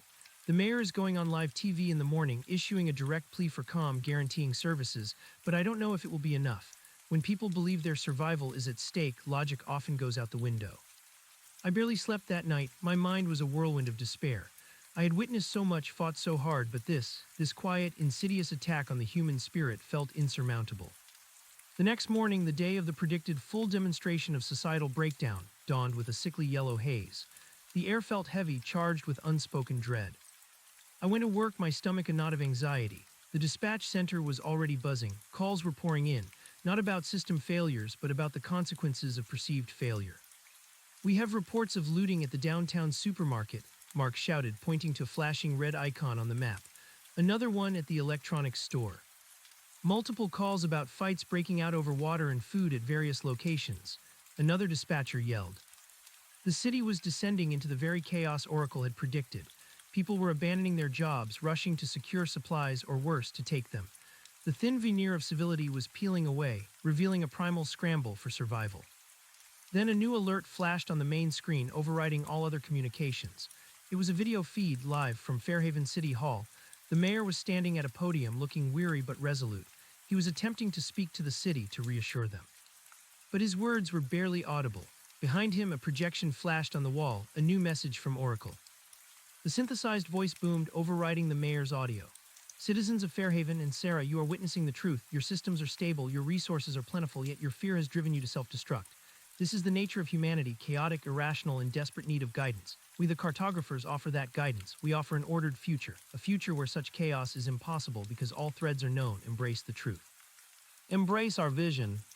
The message repeated, calm and unwavering, as the mayor, visibly shaken, gestured frantically, trying to regain control of his press conference.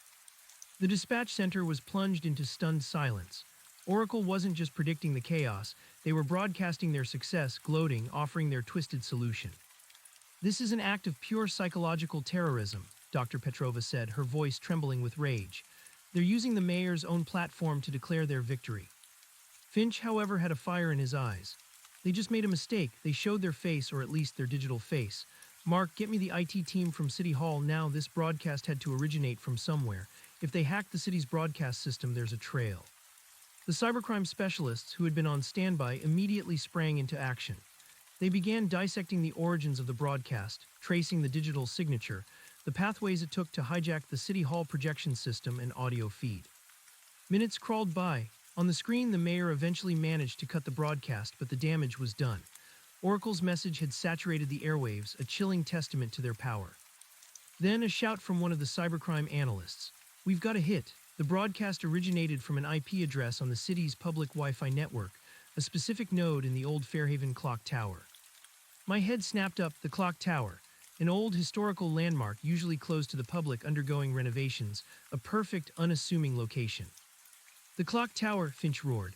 "All available units to the Fairhaven Clock Tower, move now. This could be Thorne himself or a primary operative." The units scrambled, sirens wailing through the panicked streets. This was it. The first tangible lead, the first time the cartographers had made a physical, identifiable mistake. They had been so confident in their digital invisibility, they had used a physical point of presence. I watched the police scanner, my heart in my throat. This wasn't just about stopping the panic, it was about stopping the mastermind, bringing this reign of terror to an end. A few tense minutes later, a report came in from the units approaching the clock tower. "Command, we're at the clock tower. There's a white van, unmarked, parked suspiciously close to the entrance, and we're seeing unusual energy signatures emanating from inside the tower." "Breach and clear," Finch commanded, his voice tight with anticipation. "Proceed with extreme caution, assume they're armed and dangerous." My eyes were glued to the dispatch screen, watching the icons of the police cars converge on the clock tower. This was the moment, the culmination of everything. The next reports were a blur of adrenaline and confusion. "We're inside, there's equipment, lots of it, and there's a person, they're trying to escape." "Stop them, do not let them get away," Finch yelled. Then a burst of static, followed by a frantic report. "Shots fired, suspect engaged. They're attempting to destroy the equipment." My blood ran cold. They were trying to erase the evidence. "Secure the equipment first," Finch instructed, his voice steely. "Whatever you do, preserve the evidence, get the suspect, but prioritize the tech." The sounds of struggle, muffled gunfire, and shouting echoed over the comms. It was raw, visceral, real, not a digital phantom anymore. Then a triumphant voice. "Suspect apprehended, command, we have them and we've secured the equipment. It's all here, the source of the broadcast, the disinformation hub." A collective cheer erupted in the dispatch center.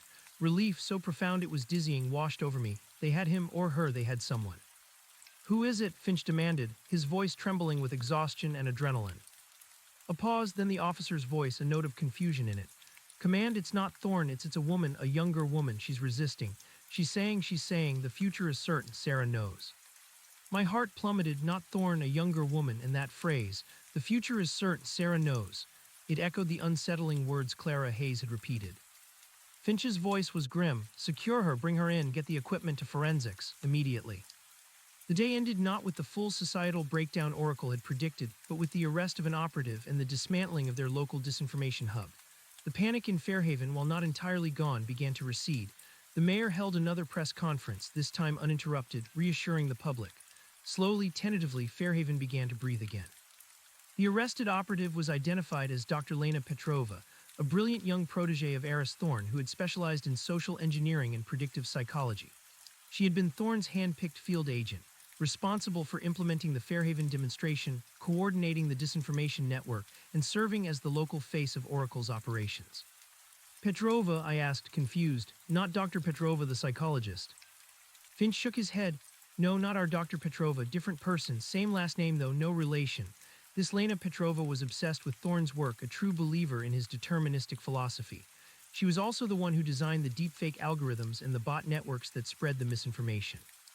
The interrogation of Lena Petrova was long and difficult. She was highly intelligent, unrepentant, and utterly convinced of the cartographer's righteousness. She spoke in philosophical terms, mirroring Oracle's rhetoric. Fairhaven was merely a controlled experiment, a proof of concept, she stated calmly, her eyes cold. A demonstration of humanity's inherent need for a guiding hand. Sarah Jenkins was chosen as the witness because she represents the everyman, the one who clings to the illusion of free will, even when confronted with undeniable patterns. She refused to reveal Thorne's location or the full extent of the cartographer's network. Thorne is merely a figurehead, an architect, she said. The cartographers are a distributed intelligence. Their work will continue even without him. Fairhaven was just the first phase. Dr. Petrova, our Dr. Petrova, was deeply disturbed by the revelation of Lena Petrova. This is the danger of an ideology weaponized, she explained to us. Lena Petrova, like Clara Hayes, was not merely a criminal. She was a true believer, indoctrinated into a worldview that justified profound cruelty. Thorne isn't just a mastermind, he's a prophet to these people. The equipment recovered from the clock tower was a goldmine of information. It contained the software for the disinformation network, the deepfake generators, and most importantly, encrypted communication logs between Lena Petrova and Eris Thorne. The cybercrime specialists immediately began the arduous process of decryption. The city, though scarred, slowly recovered. The full societal breakdown was averted thanks to the timely arrest of Lena Petrova, but the underlying fear, the knowledge that such an attack was even possible, remained. People now looked at their news feeds, their social media, their very perception of reality with a new, cautious skepticism. Weeks passed, the decryption process was slow but fruitful. Fragmented messages, coded instructions, and philosophical discussions between Thorne and Lena Petrova began to emerge. The cartographer's ambition was global. Fairhaven was merely the first domino, designed to be a compelling, undeniable proof of concept for their grand vision of a superdetermined world. One particular communication, heavily encrypted and buried deep within the system, caught Finch's attention. It was a recent message from Thorne to Lena Petrova, sent just hours before her capture. It contained a single cryptic instruction. Initiate Phase 2, the true test of the witness. Location, the nexus, prepare the final unraveling. Phase 2, I whispered, reading the decoded message on Finch's screen. The nexus, what's that? Finch's face was grim. We don't know, Sarah. We're running every database, cross-referencing every potential meaning. But nexus implies a central point, a connection, and final unraveling. That sounds like something far beyond Fairhaven. The fear returned, cold and sharp. Lena Petrova was in custody, but Thorne was still out there. And he was initiating Phase 2, a new global threat with me, Sarah Jenkins, still at its heart. The investigation became a race against time. The federal agencies redoubled their efforts to locate Thorne, now armed with the communication logs and the knowledge of his global network. They discovered more about the philanthropic foundation, identifying key donors and board members, all influential figures in technology, finance, and academia who shared Thorne's deterministic philosophy. This wasn't just a lone genius. It was an incredibly powerful, well-funded cabal. Dr. Petrova, our Dr. Petrova, dedicated herself to analyzing Thorne's communications, trying to decipher his philosophical jargon and predict his next moves. She theorized that the nexus likely referred to a symbolic location, a place that held significant meaning for a large population, representing a convergence of ideas, people, or power. Thorne wants to show his control over the grand narrative, Sarah, she explained. Not just local systems. He wants to demonstrate the illusion of free will on a global stage. The nexus would be a place where many individual threads converge, making its disruption a powerful demonstration of superdeterminism. Days turned into another week. The pressure was immense. Every global news event, every minor disruption, every political upheaval was scrutinized, wondering if it was a prelude to Thorne's Phase 2. Then a breakthrough from the cybercrime team. They found a recurring, subtle reference in Thorne's encrypted notes to a specific set of coordinates, always associated with the term nexus. These coordinates pointed to a highly symbolic location. The Vatican. My breath hitched. The Vatican, the heart of the Catholic Church, a global symbol of faith, tradition, and spiritual authority. The Vatican, Finch said, his voice barely a whisper, looking at the coordinates on the map. That's his nexus. That's where he plans his final unraveling. Dr. Petrova's eyes widened. A direct assault on faith itself, on humanity's belief in a higher power, in divine will, in concepts that stand in direct opposition to pure determinism. It's an ideological battle waged on the grandest possible scale. But how, I asked, my mind reeling. What could he do at the Vatican? Bomb it. A physical attack on that scale would be impossible. Thorne doesn't do physical attacks if he can avoid it, Finch countered. He prefers to undermine, to manipulate, to attack the idea of something, a digital plague for faith, a disinformation campaign against spiritual belief. Imagine the impact of a fabricated papal encyclical or a deepfake video of the Pope making controversial, divisive statements. It would fracture billions. The thought was terrifying. If they could unravel a city, they could unravel the world. And the target, the very concept of faith, was far more abstract and deeply held than any physical infrastructure or information system. Finch immediately escalated the intelligence to Interpol, the CIA, and other global security agencies. The threat was no longer local, it was international. Eris Thorne was now the most wanted man on the planet. The urgency was palpable. The decrypted communications from Thorne indicated he planned to execute Phase 2 during a major globally televised event at the Vatican. A precise, impactful moment designed to reach the maximum number of people, to deliver his final unraveling on a world stage. We scoured news reports, papal schedules, anything that could indicate a major upcoming event at the Vatican, and then we found it. The Feast of Saints Peter and Paul, a sacred day just 5 days away marked by a public mass in St. Peter's Square, presided over by the Pope and broadcast live to millions worldwide, a perfect nexus, a perfect stage for Thorne's grand demonstration. 5 days, I murmured, the weight of the world pressing down on me. 5 days until he tries to break global faith. Finch was already on the phone with his international counterparts. We need to brief the Vatican security, we need to implement digital countermeasures, we need to find Thorne before then. The global investigation into Thorne intensified. Every intelligence agency, every cybercrime unit was focused on one man. His network, his funding, his last known locations were all being meticulously analyzed. The cartographer's influence was far wider than anyone had imagined, with cells operating in major cities across multiple continents. Dr. Petrova believed Thorne wouldn't be at the Vatican physically. He's too cautious. He'll execute his plan remotely, probably from another highly secure, remote location coordinating his network. He wants to be the invisible hand, the unseen force. My role as the one who had experienced Thorne's methods firsthand shifted. I became a walking encyclopedia of his tactics, a constant consultant for the global agencies now scrambling to understand the enigmatic mastermind. I found myself in video conferences with intelligence chiefs from across the world, my voice, once just a reassuring presence on a local dispatch line, now detailing the terrifying nuances of a global psychological war. The initial briefing with Vatican security was tense. Monsignor Rossi, a stern old-world prelate in charge of the Holy See's internal security, listened with a skeptical frown. A digital plague against faith, Detective Jenkins, with all due respect, our faith has endured millennia of persecution. It is not so easily unraveled by bots and deepfakes. Monsignor, Thorne doesn't attack faith directly, I explained, my voice steady despite the fatigue. He attacks the foundations of trust, the shared perception of reality. He creates cognitive dissonance. If people can't trust the words of their own leaders, if they believe sacred texts have been altered, if they see their spiritual guides doing things that contradict their core beliefs, it creates a crisis of faith from within. It's far more insidious than a physical attack. Dr. Petrova, joining from Fairhaven via video link, added, Thorne's philosophy is superdeterminism. He believes free will is an illusion, that all events are predictable. Faith in its essence represents a choice, a leap of belief beyond pure causality. It is the ultimate antithesis to his worldview. He wants to prove that even this, the most deeply held human conviction, is merely another predictable system, capable of being manipulated. Finch presented the evidence: the Fairhaven Bridge, the hospital, the disinformation campaign, Lena Petrova's chilling statements. He outlined the cartographer's global network, their powerful backers. Slowly, the skepticism in Monsignor Rossi's eyes began to shift to alarm. We need to secure all digital assets, Rossi finally conceded, his face grave. All communication channels, internal and external. We must monitor for any anomalies, any unsanctioned broadcasts, any attempts to infiltrate our networks. The next few days were a whirlwind of international cooperation. Cybersecurity experts from various nations converged on the Vatican, working alongside its own IT teams, fortifying firewalls, implementing new encryption protocols, and setting up sophisticated monitoring systems. The challenge was immense. The Vatican, while ancient, relied heavily on modern digital infrastructure for its global outreach, its news services, its social media, its streaming of papal events. These were the very conduits Thorne would exploit. My role was to anticipate.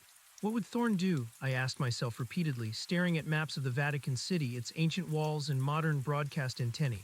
How would he manipulate belief? I remembered his attacks on Fairhaven, subtle at first, then escalating. The targeted pulses on the power grid, the deepfakes and fabricated news reports, the manufactured panic. He leveraged existing vulnerabilities, amplifying them, twisting them. He won't try to destroy the Vatican, I told Finch during one late-night call. He'll try to corrupt its message. He'll target the Pope directly or the foundational tenets of the Church. He'll create a schism, a crisis of conscience. Finch was coordinating the global manhunt for Thorne. The decryption of Lena Petrova's communication logs was yielding more data, slowly painting a clearer picture of the cartographer's hierarchy and resources. The philanthropic foundation was indeed a front, channeling vast sums of money from anonymous donors as powerful individuals who shared Thorne's technocratic vision for humanity. They weren't seeking personal gain. They sought control, believing they were enlightened stewards destined to guide humanity to a more optimal future. One of the decrypted logs contained a particularly disturbing exchange between Thorne and Lena. Thorne spoke of a master key, not a literal key, but a theoretical concept. The master key to human belief, Lena, is the amplification of doubt. Once doubt takes root, all certainties wither. This chilling philosophy guided his every action. Dr. Petrova was trying to map Thorne's psychological profile to understand his precise motivation for targeting faith. He seeks to discredit any system of thought that posits inherent human value or unpredictable agency, she explained. To him, free will is an error in the programming. By demonstrating that even spiritual belief can be algorithmically broken, he aims to validate his entire worldview and present his ordered future as the only logical path. The day before the Feast of Saints Peter and Paul, the intelligence community received a breakthrough. Based on a pattern of encrypted financial transactions and remote server access logs, Thorne's primary operational hub was pinpointed to a highly secure data center disguised as a renewable energy research facility nestled deep within the Swiss Alps. It was a perfect lair, isolated, self-sufficient, and virtually impenetrable. "That's his nexus," Finch announced, his voice tight with adrenaline during a global conference call. Not the Vatican itself, but his command center for the attack, his true nexus. A specialized international task force comprised of elite counterterrorism units was immediately mobilized. The plan was meticulously drafted, a precision raid designed to incapacitate Thorne and his immediate team, and to secure his equipment before he could initiate the final unraveling. I felt a surge of hope, quickly followed by a familiar knot of dread. Thorne was always one step ahead. Would this finally be the time we caught him? Or was this another trap, another elaborate demonstration? The next morning, the Feast of Saints Peter and Paul dawned. Millions across the globe prepared to watch the live broadcast from St. Peter's Square. In Fairhaven, I watched the news, the solemn rituals, the procession. My heart pounded with a mix of anticipation and terror. The raid on Thorne's Swiss Alps compound was launched simultaneously. The task force, moving with silent efficiency, breached the outer defenses. Live feeds streamed into our secure command center, showing the elite units navigating the heavily fortified facility. Suddenly, a report crackled over the comms. "Contact multiple armed hostiles, not Thorne but security detail. They're heavily armed and resisting." Gunfire erupted. The scene on the screens devolved into a chaotic exchange of fire. Thorne had anticipated the raid. He had a dedicated security force, highly trained and loyal. "Status of Thorne," Finch demanded. "Unknown, sir, we're engaging. But the facility is vast and they're employing delaying tactics." As the battle raged in the Alps, the situation at the Vatican remained eerily calm. The Pope began the Mass, his voice resonating through St. Peter's Square, broadcast to millions. But beneath the surface, the cybersecurity teams were on high alert, monitoring every pixel, every audio stream. Then a flicker. On the main command screen monitoring the Vatican broadcast, a barely perceptible glitch. A split second of static, a faint distortion in the Pope's voice. "Did you see that?" I gasped. A cybersecurity analyst yelled, "Incoming anomaly, a sophisticated packet injection. It's attempting to alter the live feed." "It's starting," Dr. Petrova exclaimed. "He's initiating the attack." The anomaly was quickly contained by the reinforced Vatican security systems, a testament to the hurried but effective countermeasures. But it was just the first wave. Thorne was probing, testing their defenses. Back at the Swiss Alps compound, the battle intensified. "We're making progress," a task force commander reported. "But it's a maze in here, and they've activated localized imps. Our comms are breaking up." The screens flickered, showing distorted images of soldiers fighting through smoke and debris. Thorne was systematically trying to blind and deafen the assault team. Meanwhile, at the Vatican, the next wave of attack hit. This time it wasn't a glitch. On thousands of screens around the world, viewers watched in stunned silence as the Pope's image momentarily froze, then distorted. His lips moved, but the words that came out were not his. Instead, a calm, synthesized voice boomed from his image, eerily similar to oracles. "Citizens of the world, and Sarah, you cling to ancient fables, to the comforting illusion of divine guidance.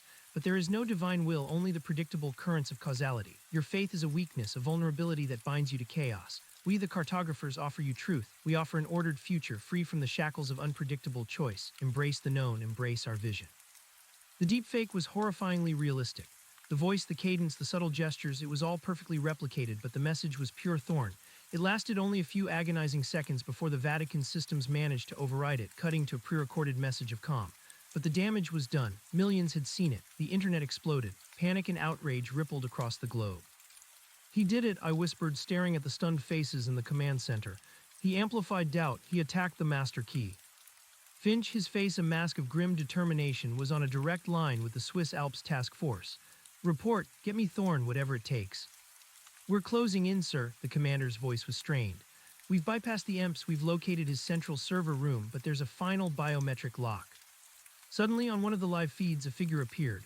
Tall, gaunt, with piercing eyes, Eris Thorn stood in a pristine white server room surrounded by humming machinery. He wasn't trying to escape. He was watching the screens, a faint, almost imperceptible smile on his face as he saw the global chaos he had unleashed. He saw the task force breach the door, weapons raised. He didn't flinch. Instead, he calmly reached out and touched a glowing console. He's activating something, a cyber analyst screamed. A final massive data packet. It's designed to propagate across every major global news and social media platform, a cascade of fabricated prophecies, historical revisions, theological contradictions. Thorn was attempting to unleash a full-spectrum digital assault on the very foundations of religious belief, sowing seeds of doubt and despair into billions of minds simultaneously. Stop him, Finch roared. The task force burst into the room. Thorn, still smiling, looked directly into the camera feed, his eyes meeting mine even across thousands of miles. He said something, but his voice was muffled by the comm static. Then a burst of gunfire, the screen went dark. Silence, heavy, suffocating silence. Report, Finch's voice was hoarse. A few agonizing seconds passed. Then the task force commander's voice, breathless but triumphant. Thorn is down, sir, secured, and we've disabled the broadcast. He triggered a dead man's switch, but we contained it. The data burst was stopped before it could fully propagate. A wave of relief so profound it almost buckled my knees washed over me. He was caught. The attack was averted. The command center erupted in cheers, a mixture of exhaustion and exhilaration. Finch slumped into his chair, running a hand over his face. Get me a full report. Medics to Thorn. Secure everything, every last piece of equipment. The world, already reeling from the deepfake, slowly began to process what had happened. News outlets scrambled to explain the brief, horrifying broadcast. The Vatican issued an immediate, unequivocal condemnation, reassuring the faithful.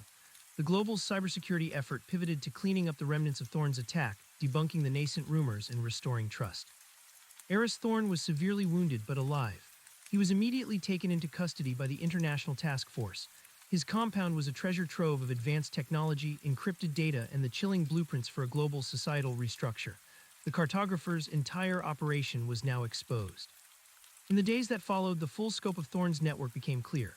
The philanthropic foundation was dismantled, its influential backers identified and apprehended, many expressing genuine shock and claiming they had merely supported Thorn's academic research, not his terroristic actions. Others, however, were found to be complicit true believers in his deterministic future. Thorn himself, once stabilized, remained defiantly unrepentant. Interrogations revealed a brilliant but profoundly broken mind, convinced of his own intellectual superiority and his right to impose order on a chaotic world. He believed he was saving humanity from itself.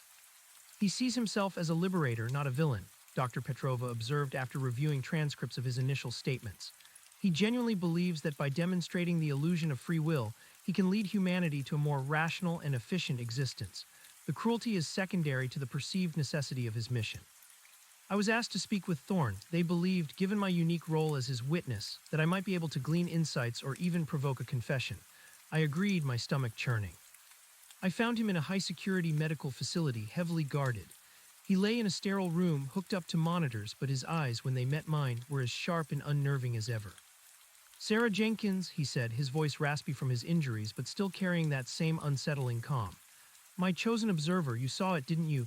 The fragility of their faith, the ease with which doubt takes root, the inherent chaos beneath their pretense of order. I saw an attack on humanity, Dr. Thorn, I countered, my voice firm. An attack on truth, on trust, on what makes us human. We're not algorithms to be optimized. He gave a dry, humorless chuckle. You cling to the illusion even now. You call it free will, I call it predictable error. You call it hope, I call it statistical anomaly. Fairhaven was merely a controlled sample, the Vatican a larger data point. You averted the full unraveling, yes, but the pattern was clear. They would have turned on each other. Their faith would have fractured. It's the inherent nature of the species. And what about my choices, Dr. Thorn? I challenged him. Did you predict that I would find the M device, that I would suggest the EGI, that I would trace the disinformation to the clock tower, that I would help bring you down? He looked at me, a flicker of something unreadable in his eyes. Ah, Sarah, the variables you introduced were unexpected, a delightful paradox, but even paradoxes resolve. Your actions were merely the predictable counterresponses to my stimuli, a more complex algorithm, perhaps, but an algorithm nonetheless. The outcome was still within the realm of the known future I had charted. A slight deviation, a longer path, but the destination, the ultimate revelation of truth, remains. What truth? I demanded. That you get to play God with human lives. That there is no God, Sarah, he said, his voice dropping to a near whisper. Only patterns, only causality, and those who understand them are destined to guide the blind. I stared at him, feeling a deep, bone-weary sadness. He was brilliant, terrifying, and utterly convinced of his righteousness. There was no reaching him. The legal process for Thorne and his inner circle was long and complex, spanning multiple jurisdictions. The world grappled with the implications of his ideology, the sheer power of weaponized information, and the fragility of societal trust. Fairhaven, my city, slowly began to heal. The mayor and city council worked tirelessly to rebuild trust, to reaffirm the stability of services, and to promote community cohesion. It was a painstaking process, but the people, having stared into the abyss of manufactured chaos, seemed to emerge with a newfound appreciation for their interconnectedness, for the shared responsibility of maintaining civility. Leo, my grandson, seemed to sense the return to normalcy. His questions about the bad people and the funny news faded, replaced by his usual innocent concerns about playtime and superheroes. His resilience, like that of the city, was a quiet inspiration. I returned to my dispatch duties, the comforting rhythm of emergency calls, the immediate, tangible problems that could be solved. But I was changed. I saw the world differently now. I saw the threads, the invisible connections, the delicate balance between order and chaos, between fact and fiction. I understood the power of belief, both its strength and its vulnerability. Finch and Dr. Petrova remained close colleagues, their bond forged in the crucible of crisis. They continued to work with international agencies, monitoring for remnants of the cartographers' network, analyzing new threats in the digital landscape. The fight against weaponized information, they knew, was far from over. Thorne might be imprisoned, but his ideology, his philosophy of superdeterminism, remained a dangerous contagion, lurking in the shadows of the internet, waiting for new architects. One evening, a few months after Thorne's capture, I was at home, enjoying a quiet dinner with Leo. He was happily recounting his day at school, oblivious to the deeper currents of the world. My phone buzzed. It was Finch. "Sarah, we've made a final decryption," he said, his voice strained, a note of grim discovery in it. "From a hidden partition in Thorne's core servers, it's a contingency plan, his final act, as he called it, something he believed would validate everything, even if he failed." My heart sank. "What is it?" "It's a location," Finch replied, a pause echoing with significance. "A highly specific, meticulously documented location, along with a detailed plan for an environmental catastrophe. Not a direct attack, but a manipulation of existing vulnerabilities. Something designed to trigger a cascading ecological collapse, and the target is Fairhaven. Specifically, the old Fairhaven Dam, a structural integrity failure. Designed to cause catastrophic flooding and long-term environmental devastation." My blood ran cold. The Fairhaven Dam, a century-old structure vital for the city's water supply and flood control, but known to have hidden vulnerabilities. It had always been a quiet fear in the back of my mind, a known future for the city, but one that was constantly monitored and reinforced. "When?" I asked, my voice barely a whisper. "The plan indicates a specific trigger, Sarah," Finch said, his voice low. "A confluence of natural events designed to overload the dam's compromised sections. A particular sequence of heavy rainfall, followed by a specific tidal surge in the river. He predicted it with frightening accuracy, and it's predicted for next week. Next week, the dam, catastrophic flooding, Fairhaven, my home, Leo." Thorne, even from his cell, was orchestrating one final, devastating act. A final proof of his superdeterminism, designed to utterly break the city that had defied him and the woman who had witnessed it all. "He calls it the Great Reset," Finch continued, his voice grim. "His ultimate demonstration of humanity's powerlessness against predictable, systemic forces, the environmental unraveling, the collapse of the very ground beneath their feet." I closed my eyes, picturing the dam, the river, the city nestled below. This was it. The final, most terrifying challenge. Not a digital plague, not a psychological war, but a raw, elemental threat. A demonstration of nature's power, twisted by a deterministic mind. "We have to stop him," I said, my voice hardening with resolve. "We have to stop this, Finch, for Fairhaven, for everyone." "Next week isn't good enough, Finch," I said, my voice cutting through the ringing in my ears. "We need to move now. We need to secure that dam." "We're already mobilizing," Finch replied, his own voice tight with urgency. "The mayor's office is being briefed again. City engineers are being pulled in. But Thorne's plan isn't about sabotage in the traditional sense. It's about leveraging existing structural weaknesses under specific environmental conditions.